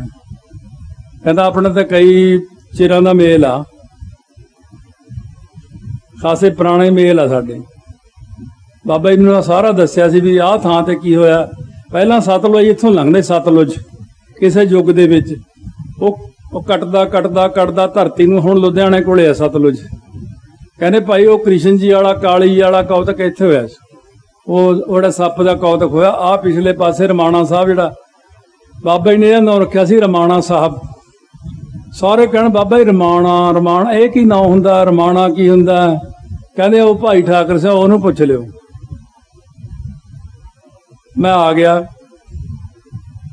ਕਹਿੰਦੇ ਭਾਈ ਕਥਾ ਜਿੰਨਾਂ ਨੂੰ ਦੱਸਦੀ, ਰਮਾਣਾ ਕਿਹਨੂੰ ਕਹਿੰਦੇ?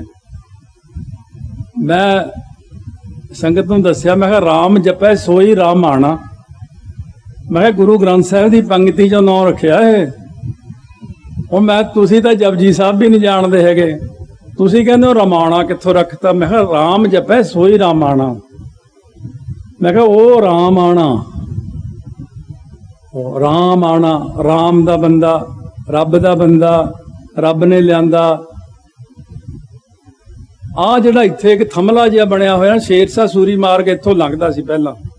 आ पिपल जिहा खड़ा एक पिंड दे परले पासे वो हैगा, पुराने थंम जे खड़े ने। बाबा जी कहंदे ये पहलां इत्थों लंघदा सी रस्ता। कहंदे भाई छेवें पातशाह इत्थे आए सी कुछ समय लई, आ हंसाली वाले थां ते। ये हंसावली राजा होया, ਉਹਦੇ ਨਾਂ ਤੇ पिंड है हंसावली। हंसाली हौली हौली बनया क्योंकि ये इतिहास इन्ना फिर पता नहीं ना, नव्या का पता ही नहीं है। पता नहीं वो सेवा सिंह हैगा हुण। अच्छा अच्छा, सेवा सिंह का आ पिंड है नाल ही। वो जदों मैनूं मिलदा सी, ओ बाबा ओ मेरे भी लाटू जगा दे अंदर। मैं कहा बाबा लाटू वाला तो इधर बैठा। मैं कहा मेरा लाटू तो आप नहीं जगह हले। वो जदों मिलता यही कह लाटू जगा दे। मैं कहा मैं कहना बिजली बोर्ड लगे लाटू उधर जगा दिया। मैं कहा ये लाटू वाला बाबा ये आ, कनैक्शन इन्हें देना। साहब दसे भी केड़े केड़े साहब इत्थे आए। फिर मैं बाहली गल नहीं कढ़दा। मैं फिर सारे ने कहना चलो तुसीं तां श्रद्धालू मान लोगे, फिर कहणगे जी ये पता नहीं उदों ही करी जांदे आ। क्योंकि जदों भी पातशाह लंघे ने कोई भी, श्री दरबार साहब ਅੰਮ੍ਰਿਤਸਰ ਤੋਂ, ਸ੍ਰੀ ਅਨੰਦਪੁਰ ਸਾਹਿਬ ਤੋਂ ਮਾਤਾਵਾਂ ਵੀ ਲੰਘੇ ਤੇ ਇੱਥੋਂ ਹੀ ਹੋ ਕੇ ਗਏ ਸੀ। ਇਹ ਜਗ੍ਹਾ ਦਾ ਸਭ ਨੂੰ ਪਤਾ ਸੀ ਵੀ ਇਹ ਪੁਰਾਣਾ ਥਾਂ ਆ। ਕਿਸੇ ਵਕਤ ਗੁਰੂ ਅੰਗਦ ਦੇਵ ਜੀ ਵੀ ਆਏ ਆ, ਕਿਸੇ ਵਕਤ ਗੁਰੂ ਅਮਰਦਾਸ ਜੀ ਵੀ ਇੱਥੋਂ ਹੋ ਕੇ ਗਏ ਆ, ਭਾਵੇਂ 2-2 ਮਿੰਟ ਖੜੇ। ਹੁਣ ਜਿਵੇਂ ਮਹਿਤਾ ਚੌਂਕ ਆ ਗੁਰਦੁਆਰਾ ਆਪਣਾ, ਗੁਰੂ ਨਾਨਕ ਸਾਹਿਬ ਜਦੋਂ ਆਨੰਦ ਕਾਰਜਾਂ ਲਈ ਗਏ ਸੀ ਵਿਆਹ ਸ਼ਾਦੀ ਤੇ ਬਟਾਲੇ, ਮਹਾਰਾਜ ਜੀ ਹੁਣ ਇਹ ਉਧਰਲੇ ਰਸਤਿਆਂ ਦਾ ਮੈਨੂੰ ਤਾਂ ਪਤਾ ਕਿ ਮੈਂ 10 ਸਾਲ ਉਸ ਏਰੀਏ 'ਚ ਰਿਹਾ। ਉਹ ਰਸਤਾ ਚੱਲਦਾ ਪਿੱਛੋਂ ਖਡੂਰ ਸਾਹਿਬ ਤੋਂ, ਉਹ ਪਿੱਛੋਂ ਚੱਲਦਾ ਉਧਰੋਂ ਸੁਲਤਾਨਪੁਰ ਸਾਹਿਬ ਤੋਂ, ਉਹ ਪਿੱਛੋਂ ਚੱਲਦਾ ਡੱਲੇ ਨਗਰ ਤੋਂ। ਇਹ ਸਾਰਾ ਕਨੈਕਸ਼ਨ ਹੈ। ਖਡੂਰ ਸਾਹਿਬ ਤੋਂ ਸਿੱਧਾ ਰਸਤਾ ਰਈਏ ਨੂੰ ਆਉਂਦਾ। ਇੱਕ ਸੜਕ ਰਈਏ ਤੋਂ ਵੀ ਜਾਂਦੀ ਹੈ, ਖਲਚੀਆਂ ਤੋਂ ਵੀ ਜਾਂਦੀ ਹੈ। ਉਹ ਉੱਥੋਂ ਫਿਰ ਇਹ ਸੜਕ ਬਟਾਲੇ ਵਾਲੀ ਸੜਕ ਨੂੰ ਪੈ ਜਾਈਦਾ। ਸੰਤਾਂ ਨੇ ਮੈਨੂੰ ਇਹ ਗੱਲ ਦੱਸੀ ਸੀ ਵੀ ਆਹ ਜਿਹੜਾ ਮਹਿਤੇ ਵਾਲਾ ਥਾਂ ਇੱਥੇ ਪਿੱਪਲ ਹੁੰਦਾ ਸੀ। ਇੱਥੇ ਗੁਰੂ ਨਾਨਕ ਸਾਹਿਬ ਸਿਰਫ 1-1.5 ਮਿੰਟ ਖੜੇ ਆ ਬਸ। ਸੰਤ ਗੁਰਬਚਨ ਸਿੰਘ ਨੇ ਸਰੀਰ ਹੀ ਇੱਥੇ ਤਾਂ ਛੱਡਿਆ ਸੀ। ਕਹਿੰਦੇ ਅਸੀਂ ਇਹ ਭਾਗਾਂ ਵਾਲੇ ਥਾਂ ਨੂੰ ਪਵਿੱਤਰ ਰੱਖਣਾ, ਬੇਅਦਬੀ ਨਾ ਹੋਵੇ। ਜਦੋਂ ਸੰਤਾਂ ਨੇ ਸਰੀਰ ਛੱਡਿਆ, ਜਿਹੜੇ ਸਿੰਘ ਦਾ ਉਹ ਥਾਂ ਸੀ ਉਹ ਬਸ ਸਮਾਨ ਚੱਕ ਕੇ ਬਾਹਰ ਨਿਕਲ ਗਿਆ ਸੀ। ਕਹਿੰਦੇ ਬਸ ਅੱਜ ਤੋਂ ਇਹ ਮੇਰਾ ਨਹੀਂ ਹੈ, ਅੱਜ ਤੋਂ ਇਹ ਮਹਾਂਪੁਰਖਾਂ ਦਾ। ਇਹ ਥਾਂ ਤੇ ਬੜੇ ਮਹਾਂਪੁਰਖ ਆਏ, ਗੁਰੂ ਸਾਹਿਬ ਆਏ, ਹਲੇ ਖੋਜ ਵਿੱਚ ਲੱਗੇ ਹੋਏ ਆ। ਕਿਉਂ ਜਦੋਂ ਸ੍ਰੀ ਅਨੰਦਪੁਰ ਸਾਹਿਬ ਜੰਗ ਹੋਇਆ, ਮਾਤਾਵਾਂ ਨੂੰ ਕਿਹਾ ਸੀ ਤੁਸੀਂ ਚਲੇ ਜਾਓ ਦਿੱਲੀ। ਮਾਤਾਵਾਂ ਵੀ ਗਈਆਂ ਇਸ ਰਸਤੇ, ਭਾਈ ਜੈਤਾ ਸਿੰਘ ਵੀ ਇਸ ਰਸਤੇ ਲੰਘਿਆ, ਬੜਾ ਕੁਝ ਹੋਇਆ। ਇਸ ਕਰਕੇ ਬਹੁਤ ਸਾਰੀਆਂ ਚੀਜ਼ਾਂ ਜਿਹੜੀਆਂ ਨੇ ਉਹ ਹਲੇ ਗੁਪਤ ਨੇ। ਪ੍ਰਗਟ ਕਰਨੇ ਨੂੰ ਸੰਤਾਂ ਨੇ ਹੀ ਕਈ ਥਾਂ ਪ੍ਰਗਟ ਆਪ ਕੀਤੇ। ਆ ਜਿਹੜਾ ਰੀਠ ਖੇੜੀ ਆ ਪਿੰਡ, ਗੁਰਦੁਆਰਾ ਤੋਖਾ ਸਾਹਿਬ ਦਾ ਨਾਂ ਤਾਂ ਰੱਖਿਆ ਬਾਬਾ ਜੀ ਨੇ, 3 ਪਿੰਡਾਂ ਦੀ ਜਗ੍ਹਾ ਇਕੱਠੀ ਹੁੰਦੀ, ਉੱਥੇ 9ਵੇਂ ਪਾਤਸ਼ਾਹ ਆਏ ਸੀ। ਬਾਬਾ ਜੀ ਕਹਿੰਦੇ 9ਵੇਂ ਪਾਤਸ਼ਾਹ ਇੱਥੇ ਆਏ ਸੀ, ਭਾਈ ਇੱਥੇ ਬਣਾਓ ਦਰਬਾਰ ਸਾਹਿਬ ਤੇ ਕੋਤਰੀ ਚਲਾਓ। ਇਸ ਕਰਕੇ ਇਹ ਜਿਹੜੀਆਂ ਸਾਰੀਆਂ ਸਥਾਨ ਉਹਨਾਂ ਨੇ ਪ੍ਰਗਟ ਕੀਤੇ। ਕਈ ਤਾਂ ਆ ਭਾਮੀਆਂ ਨਗਰ ਪ੍ਰਗਟ ਕੀਤਾ, ਸ਼ਹੀਦਾਂ ਸਿੰਘਾਂ ਦੇ ਸਥਾਨ ਆ, 6ਵੇਂ ਪਾਤਸ਼ਾਹ ਦਾ ਸਥਾਨ ਹੈ। ਅੱਜ ਮੈਂ ਸਿੰਘਾਂ ਨੂੰ ਪੁੱਛਿਆ ਸੀ, ਮੈਂ ਜੀਵਨ ਲਿਖ ਰਹੇ ਹਾਂ? ਕਹਿੰਦੇ ਲਿਖ ਰਹੇ ਹਾਂ। ਮੈਂ ਕਿਉਂ? ਜੇ ਜੀਵਨ ਲਿਖੇ ਤੋਂ ਬਿਨਾਂ ਸਾਰੀਆਂ ਗੱਲਾਂ ਪ੍ਰਗਟ ਨਹੀਂ ਹੋਣੀਆਂ। ਇਹ ਵੀ ਸਾਰਿਆਂ ਨੂੰ ਪਤਾ ਬਾਬਾ ਜੀ ਦਾ ਨਗਰ ਭਰਤਗੜ੍ਹ ਹੈ। ਭਰਤਗੜ੍ਹ 9ਵੇਂ ਪਾਤਸ਼ਾਹ ਰੁਕੇ ਸੀ, ਭਰਤਗੜ੍ਹ ਹੀ 10ਵੇਂ ਪਾਤਸ਼ਾਹ ਰੁਕੇ ਸੀ ਜਦੋਂ ਜੰਗ ਚੋਂ ਨਿਕਲੇ ਨੇ ਬਾਹਰ। ਉੱਥੇ ਹੀ ਖੜ ਕੇ ਤਾਂ ਪੁੱਛਿਆ ਸੀ, ਨੇੜੇ ਇਲਾਕਾ ਉਹ ਥਾਂ ਪੈਂਦਾ ਬਈ। ਮਹਾਰਾਜ ਨੇ ਨਿਗਾਹ ਮਾਰੀ ਅੱਧੀ ਰਾਤ ਨੂੰ, ਕਹਿੰਦੇ ਅਜੀਤ ਸਿੰਘ ਨਜ਼ਰ ਨਹੀਂ ਆ ਰਹੇ। ਕਹਿੰਦੇ ਮਹਾਰਾਜ ਉਹਨ ਤਾਂ ਸਾਰੀ ਫੌਜ ਰੋਕੀ ਹੋਈ ਆ ਸਰਸਾ ਤੇ। ਕਹਿੰਦੇ ਉਹਨਾਂ ਦੀ ਸ਼ਹੀਦੀ ਚਮਕੌਰ ਸਾਹਿਬ ਹੈ, ਇੱਥੇ ਨਹੀਂ ਹੈ ਉਹਨਾਂ ਦੀ ਸ਼ਹੀਦੀ, ਉਹਨਾਂ ਲਿਆਓ। ਭਾਈ ਉਦੇ ਸਿੰਘ ਤੂੰ ਜਾ ਉੱਥੇ, ਤੇਰੀ ਸ਼ਹੀਦੀ ਉੱਥੇ ਆ। ਭਾਈ ਉਦੇ ਸਿੰਘ ਨੇ ਉੱਥੇ ਸ਼ਹੀਦੀ ਦਿੱਤੀ ਹੈ। 2.5 ਲੱਖ ਤੁਰਕ ਮਾਰਿਆ ਉਹਨਾਂ ਨੇ, 2.5 ਸਾਹਿਬਜ਼ਾਦਿਆਂ ਨੇ ਮਾਰਿਆ। ਇਸ ਕਰਕੇ ਇਹ ਜਿਹੜੀਆਂ ਸਾਰੀਆਂ ਚੀਜ਼ਾਂ ਨੇ ਮਹਾਂਪੁਰਖ ਹੀ ਦੱਸ ਸਕਦਾ। ਮੈਂ ਇੰਨੇ ਨੇ ਡੂੰਘੇ ਪ੍ਰਸ਼ਨ ਕੀਤੇ ਹੋਏ ਮਹਾਂਪੁਰਖਾਂ ਨੂੰ, ਯਾਨੀ ਬਿਨਾਂ ਗੱਲ ਤੋਂ ਇੱਥੋਂ ਤੱਕ ਦਿਮਾਗ ਆਇਆ ਖੋਲ ਦਿੰਦੇ ਸੀ, ਇੰਨਾ ਖੋਲ ਦੇਣਾ ਉਹਨਾਂ ਨੇ। ਪਹਿਲੀ ਵਾਰ ਜਦ ਮੈਂ ਮਿਲਿਆ ਸੀ ਬਾਬਾ ਜੀ ਨੂੰ, ਉਹ ਦਸਤਾਰ ਲੈ ਕੇ ਬਾਬਾ ਜੀ ਖੁੰਡਾ ਫੜ ਕੇ ਬੈਠੇ ਸੀ। ਬਾਬਾ ਜੀ ਨੇ ਦੂਰੋਂ ਹੀ ਦੇਖਿਆ, ਆ ਗਏ ਭਾਈ? ਮੈਂ ਕਿਹਾ ਹਾਂ ਜੀ ਆ ਗਏ ਜੀ। ਆ ਲਿਆਓ ਭਾਈ ਦਸਤਾਰ ਲਿਆਓ। ਆਪਦੀ ਲਾ ਕੇ ਰੱਖਤੀ, ਮੇਰੇ ਵਾਲੀ ਦਸਤਾਰ ਬੰਨ੍ਹ ਲਈ। ਤੁਸੀਂ ਭਾਈ ਇੱਥੇ ਆਰਾਮ ਕਰੋ, ਪ੍ਰਸ਼ਾਦਾ ਛਕੋ, ਅਸੀਂ ਆਉਨੇ ਆ ਹੋ ਕੇ ਕਿਤੇ। ਜਦ ਮੈਂ ਫਿਰ ਦੁਬਾਰਾ ਆਇਆ, ਉਹ ਦਿਨ ਕੇਸੀ ਇਸ਼ਨਾਨ ਕਰਕੇ ਇੱਥੇ ਬੈਠੇ ਸੀਗੇ, ਉਹ ਪਲੰਘ ਤੇ ਸੀਗੇ, ਐ ਢੋ ਜੀ ਲਾਈ ਹੋਈ। ਮੈਂ ਆ ਕੇ ਬੈਠਾ, ਮੈਂ ਕਿਹਾ ਜੇ ਬਾਬਾ ਜੀ ਪੂਰੇ ਆ, ਕਹਿੰਦੇ ਮਹਾਤਮਾ ਦੀ ਇੱਕ ਵਾਰ ਪਰਖ ਲੈ ਲਓ, ਬਾਰ-ਬਾਰ ਨਾ ਲਓ। ਮੈਂ ਕਿਹਾ ਜੇ ਪੂਰੇ ਆ ਅੰਤਰਜਾਮ ਤਾਂ ਦਿਖਾਉਣ ਮੈਨੂੰ। ਬਾਬਾ ਜੀ ਐ ਕੇਸਾਂ 'ਚ ਹੱਥ ਫੇਰਦੇ ਫਿਰਦੇ ਨਾਲੇ ਪਰੇ ਨੂੰ ਮੁੱਖ ਕੀਤਾ, ਭਾਈ ਬਲੂ ਸਟਾਰ ਚ ਕੌਣ ਰਿਹਾ ਤੁਹਾਡੇ ਚੋਂ? ਮੈਂ ਖੜਾ ਹੋ ਗਿਆ ਉੱਠ ਕੇ, ਮੈਂ ਕਿਹਾ ਜੀ ਮੈਂ ਰਿਹਾ ਜੀ। ਭਾਈ ਸੰਤ ਜਰਨੈਲ ਸਿੰਘ ਦੀ ਅਵਸਥਾ ਕੀ ਸੀ? ਪਤਾ ਤੇ ਸੀਗਾ। ਮੈਂ ਕਿਹਾ ਮਹਾਰਾਜ ਇੰਨੀ ਤਾਂ ਨਹੀਂ ਮੇਰੀ ਔਕਾਤ ਹੈ ਕਿ ਵੀ ਮੈਂ ਦੱਸ ਸਕਾਂ। ਮੈਂ ਕਿਹਾ ਉਹ ਤਾਂ ਮਹਾਂਪੁਰਖ ਸੀਗੇ, ਸਾਨੂੰ ਕੀ ਪਤਾ। ਕਹਿੰਦੇ ਭਾਈ 7ਵੀਂ ਭੂਮਿਕਾ ਦਾ ਮਾਲਕ ਸੀ ਉਹ। ਹੁਣ ਤੁਸੀਂ ਪੁੱਛੋਗੇ 7ਵੀਂ ਭੂਮਿਕਾ ਕੀ ਹੁੰਦੀ ਹੈ? ਮੋਟੇ ਨਾਂ ਦੱਸ ਦਿੰਦਾ, ਫਿਰ ਇਹ ਵਿਆਖਿਆ ਤਾਂ ਲੰਬੀ ਹੈ। ਸ਼ੁਭ ਇੱਛਾ ਸ਼ੁਭ ਵਿਚਾਰਨਾ ਤਨੂ ਮਾਨਸਾ ਅਨਸਕਤ ਪਦਾਰਥਾ ਭਾਵਨੀ, ਤੇ ਇਹਦੇ ਨਾਲ ਫਿਰ ਜਿਹੜੀ ਲਾਸਟ ਹੈ ਤੁਰੀ ਅਵਸਥਾ ਹੈ। ਉਹ ਜੇ ਪੂਰੀ ਵਿਆਖਿਆ ਕਰੂੰਗਾ 1.5-2 ਘੰਟੇ ਦੀ ਵਿਆਖਿਆ ਉਹਦੀ, ਜਿਹਨੂੰ ਆਪਾਂ ਕਹਿੰਦੇ ਚੌਥੇ ਪਦ ਮੈਂ ਸੋ ਜਨ ਗਤ ਪਾਏ, ਉਹ ਸੀ। ਕਹਿੰਦੇ ਭਾਈ ਦੁਨੀਆ ਨੇ ਸਮਝਿਆ ਨਹੀਂ ਉਹਨਾਂ ਨੂੰ। ਕਹਿੰਦੇ ਸੀ ਤਾਂ ਉਹ 7ਵੀਂ ਭੂਮਿਕਾ ਦਾ ਮਾਲਕ, ਪਰ ਦੁਨੀਆ ਸਮਝ ਨਹੀਂ ਸਕੀ। ਭਾਈ ਲਾਹਾ ਲੈਣਾ ਚਾਹੀਦਾ ਸੀ ਉਹਨਾਂ ਤੋਂ, ਲੋਕਾਂ ਨੇ ਲਾਹਾ ਲਿਆ ਨਹੀਂ ਹੈ। ਹਾਂ ਜੀ ਇਹ ਤਾਂ ਠੀਕ ਹੈ ਗੱਲ। ਕਈ ਗੁਪਤ ਗੱਲਾਂ ਵੀ ਮੈਨੂੰ ਦੱਸ ਦਿੰਦੇ ਸੀ, ਚਲੋ ਹੁਣ ਤਾਂ ਮੈਂ ਕਰ ਲੈਂਦਾ। ਕਹਿੰਦੇ ਅਸੀਂ ਭੱਠਾ ਸਾਹਿਬ ਇਕੱਠੇ ਹੋਏ ਸੀ ਇੱਕ ਵਾਰੀ। ਕਹਿੰਦੇ ਮੈਂ ਪਰੇ ਨੂੰ ਲੈ ਗਿਆ ਇਕੱਲਿਆਂ ਨੂੰ। ਮੈਂ ਕਿਹਾ ਵੀ ਆ ਜਿਹੜਾ ਸ਼ੁਰੂ ਕੀਤਾ ਇਹ ਰੋਕ ਲਓ, ਹਲੇ ਸਮਾਂ ਨਹੀਂ, ਹਲੇ ਨਾ ਕਰੋ। ਸੰਤ ਕਹਿੰਦੇ ਬਾਬਾ ਜੀ ਐਂ ਗੱਲ ਆ ਵੀ ਮੈਂ ਅਰਦਾਸ ਕਰ ਚੁੱਕਿਆ, ਹੁਣ ਮੈਂ ਪਿੱਛੇ ਨਹੀਂ ਮੁੜ ਸਕਦਾ। ਅਰਦਾਸ ਹੋ ਗਈ ਆ, ਹੁਣ ਤਾਂ ਇਹ ਸਿਰੇ ਹੀ ਲੱਗੂ। ਕਹਿੰਦੇ ਬਸ ਭਾਈ ਮੈਂ ਇੰਨਾ ਹੀ ਕਹਿਣਾ ਸੀ ਉਹਨਾਂ ਨੂੰ। ਮੈਂ ਕਹਿਤਾ, ਕਹਿੰਦੇ ਉਹਨਾਂ ਨੇ ਆਪਣਾ ਕਹਿਤਾ, ਬਸ ਅਸੀਂ ਫਿਰ ਆ ਗਏ। ਕਹਿੰਦੇ ਇੱਕ ਵਾਰ ਮਿਲਿਆ ਮੈਂ। ਸੋ ਇਸ ਕਰਕੇ ਬਹੁਤ ਸਾਰੀਆਂ ਚੀਜ਼ਾਂ ਜਿਹੜੀਆਂ ਬ੍ਰਹਮ ਗਿਆਨੀ ਮਹਾਂਪੁਰਖ ਹੁੰਦੇ ਨੇ, ਇਹਨਾਂ ਦੇ ਕੋਲ ਰਹਿ ਕੇ ਸਿੱਖਦੇ ਆ। ਬਾਬਾ ਜੀ ਦਾ ਭਰਤਗੜ੍ਹ ਜਨਮ ਹੋਇਆ। ਫਿਰ ਅੱਜ ਮੈਂ ਸਿੰਘਾਂ ਨੂੰ ਪੁੱਛਿਆ, ਮੈਨੂੰ ਤਾਂ ਭੁੱਲ ਹੀ ਗਿਆ। ਪਹਿਲਾਂ ਮੈਨੂੰ ਜਦੋਂ ਬਾਬਾ ਜੀ ਦਾ ਇੱਕ ਵਾਰ ਭਰਾ ਆਇਆ ਸੀਗਾ, ਪਤਾ ਨਹੀਂ ਵੱਡਾ ਸੀ ਕਿ ਛੋਟਾ,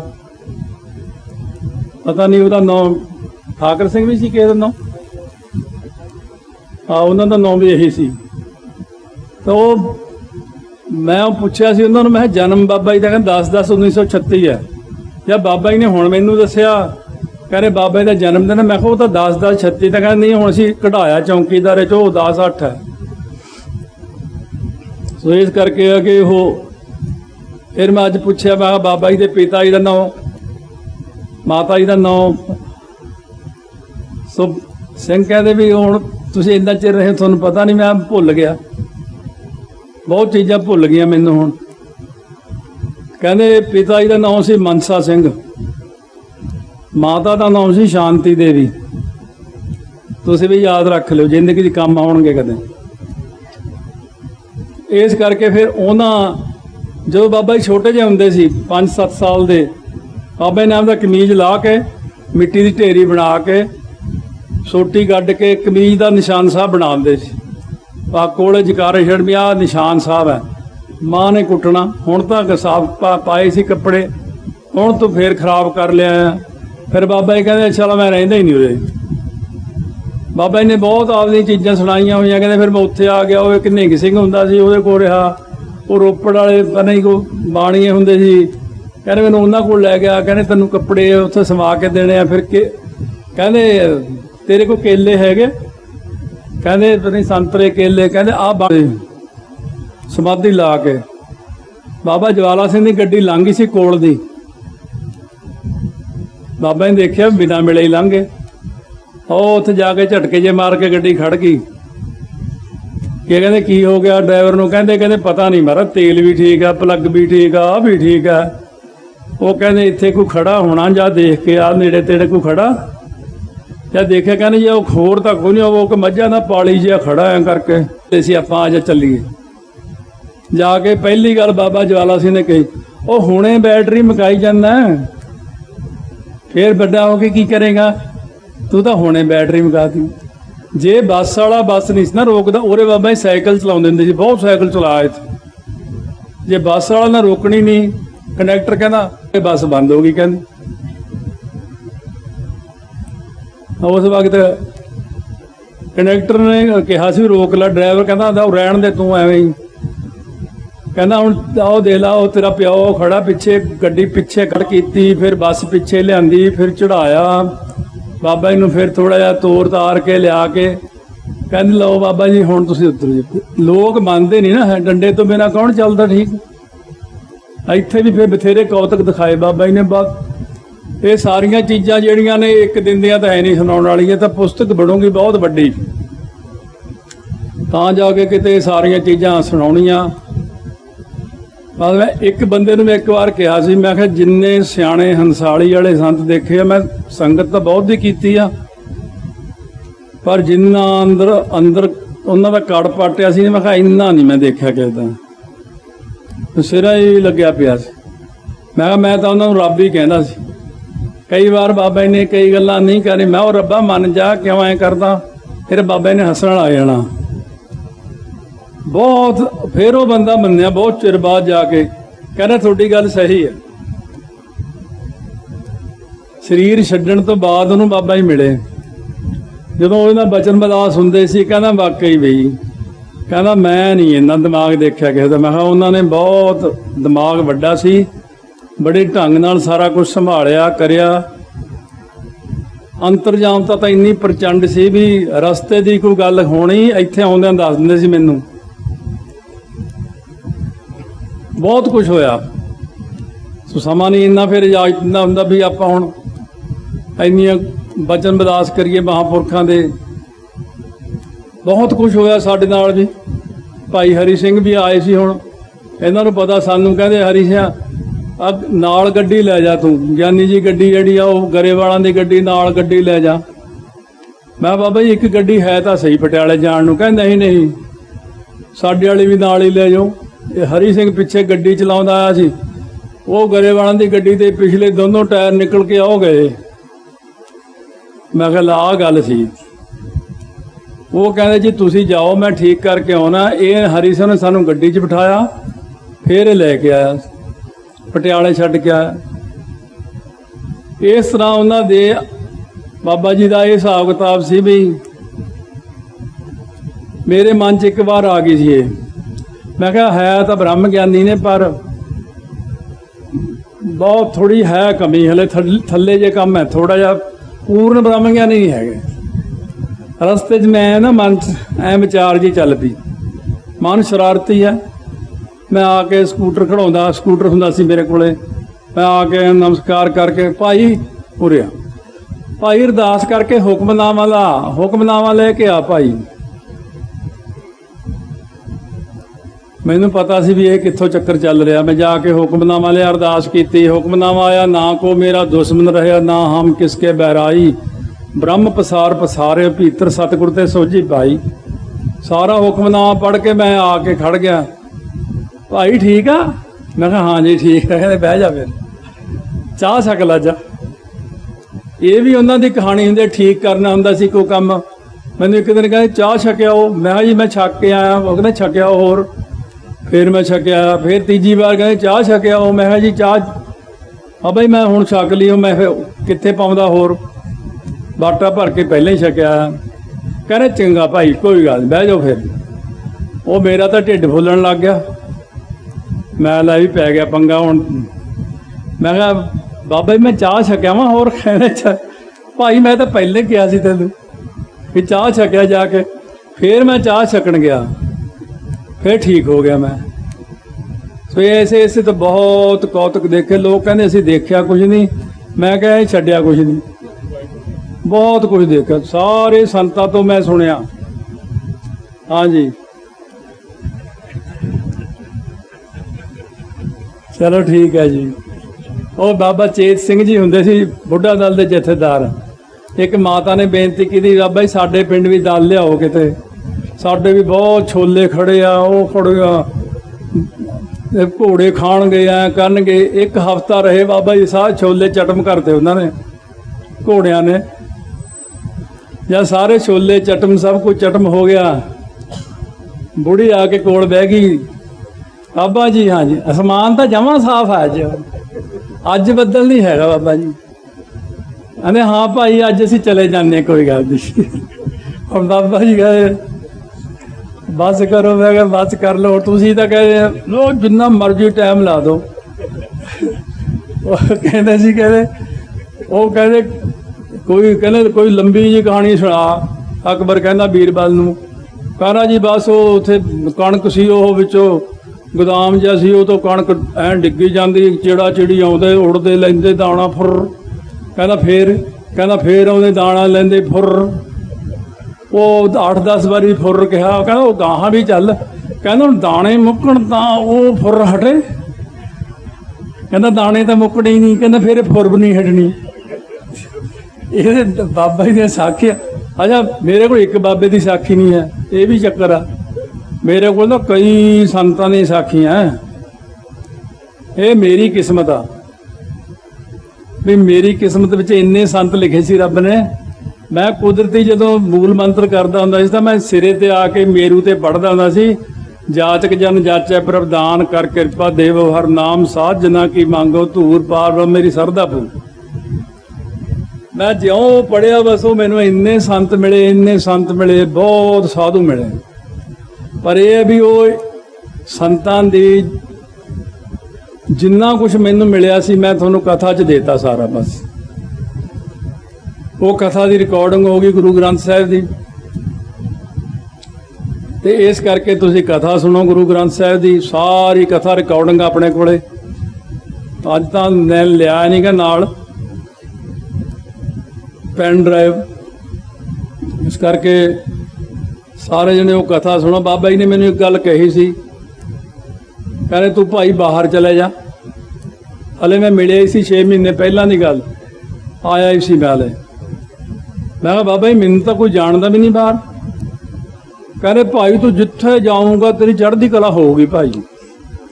ਬਸ ਉਹ ਇਹੋ ਜਿਹਾ ਜਹਾਜ਼ ਚੜ੍ਹਾਇਆ 2004 'ਚ।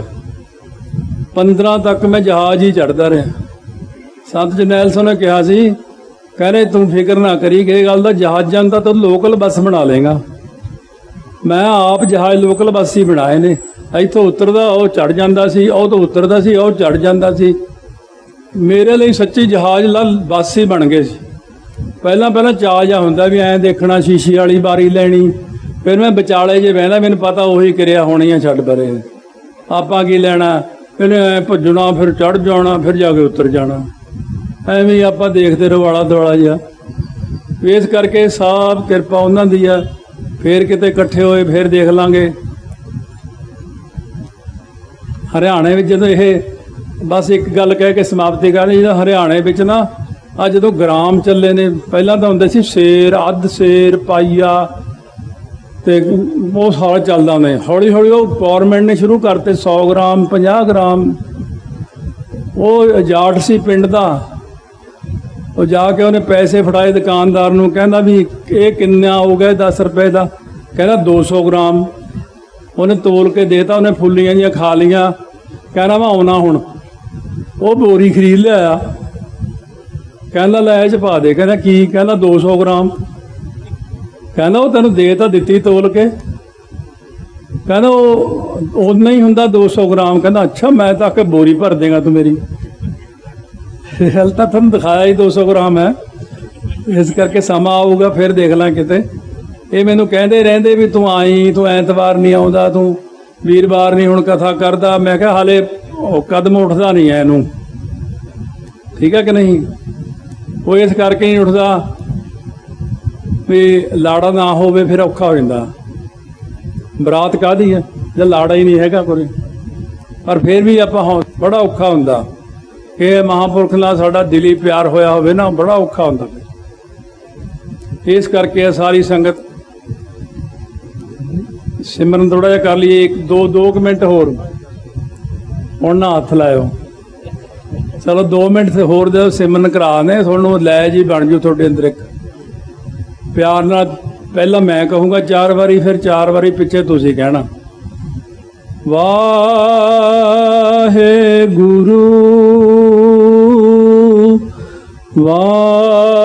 वाहेगुरु वाहेगुरु धन वाहेगुरु जपो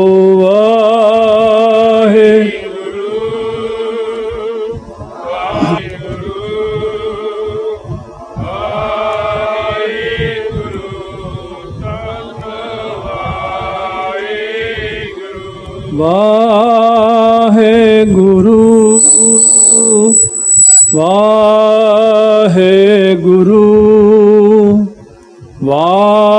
वाहेगुरु धन वाहेगुरु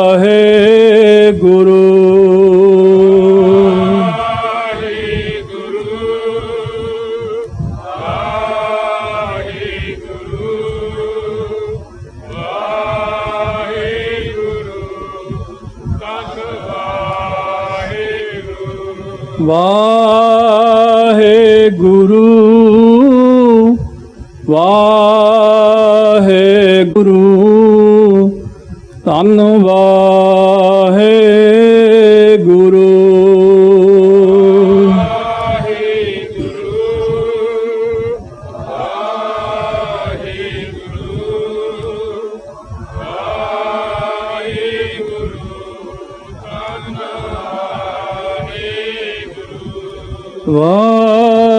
वाहेगुरु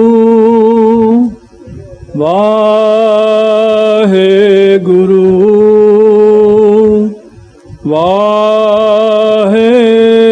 वाहेगुरु धन वाहेगुरु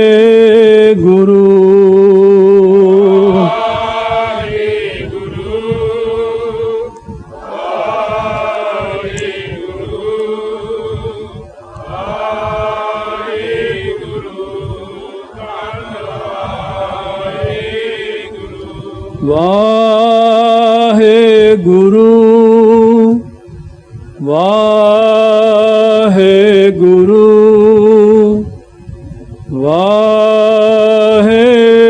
वाहेगुरु धन वाहेगुरु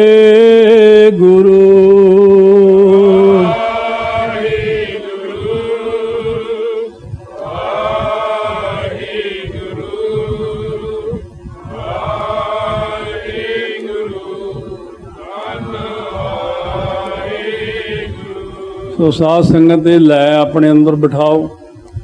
बाबा जी ने मैनू पुछया सी, कहंदे भाई गुरु ग्रंथ साहिब कौन ने? मैं जी तुसीं दसो। कहंदे गुरु ग्रंथ साहिब वाहिगुरु आप है, ते वाहिगुरु गुरु ग्रंथ साहिब है। कहने बस इन्ना भरोसा रखियो, महाराज ये गुरु नानक साहब आप ही ने, वाहिगुरु जी आप ही ने। बस सो भुल्लां चुक्कां दी माफ़ी बख्श दी। आ जिहड़ी मैं सप वाली गल सुनाई सी, कथा सुनाई हुई आड़ी सड़क जाके खब्बे हत्थ पिपल है। तड़के 4 वजे सैर करते सी, सप बैठा सी सड़क ते विचाले, बुढ़ा सारा फनीअर नाग। बाबा जी कहते आप भाई चलीए वापस। बाबा जी कहते आप अज अंदर सैर कर लें। मैं चलो अंदर कर लो, उदों इत्थे कुछ बनया नहीं छोया। नछत्तर सिंह ग्रंथी मैनू कहता बई बाबा जी कोई राह च गल हुई। मैं कहा भी सीगा एक बाबा बैठा विचाले सड़क ते है। कहते अच्छा ताइयों करते सीगे, डांग आई मोढे ते रखी हुई। बाबा जी करते सी, ਉਹ ਤਾਂ ਲੀਡਰ ਬਣਦੇ ਆ, ਹੈਂ, ਕੌਮ ਨਾਲ ਗਦਾਰੀਆਂ ਕਰਦੇ ਆ। ਹੁਣ ਕਹਿੰਦੇ ਉਧਾਰ ਕਰ ਦਿਓ ਸਾਡਾ, ਕਹਿੰਦੇ ਅਸੀਂ ਕਿਉਂ ਕਰੀਏ? ਉਦੋਂ ਜਿਹੜੀਆਂ ਗਲਤੀਆਂ ਕਿਤੇ ਭੁਗਤਣ ਹੁਣ। ਸੋ ਇਹ ਕਰਕੇ ਆ, ਇੱਥੇ ਬੜੇ ਬੜੇ ਸੱਪ ਵੀ ਆਉਂਦੇ ਆ। ਮਹਾਰਾਜ ਗਲਤੀ ਹੋ ਗਈ, ਕਹਿੰਦੇ ਭਾਈ ਹੁਣ ਭੁਗਤੋ ਕਰੋੜਾਂ ਸਾਲ।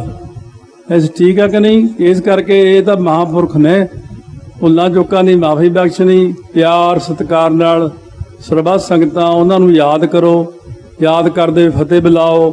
ਵਾਹਿਗੁਰੂ ਜੀ ਕਾ ਖਾਲਸਾ, ਵਾਹਿਗੁਰੂ ਜੀ ਕੀ ਫਤਿਹ। ਸੋ ਨਿਹਾਲ। ਸਤਿ ਸ੍ਰੀ ਅਕਾਲ।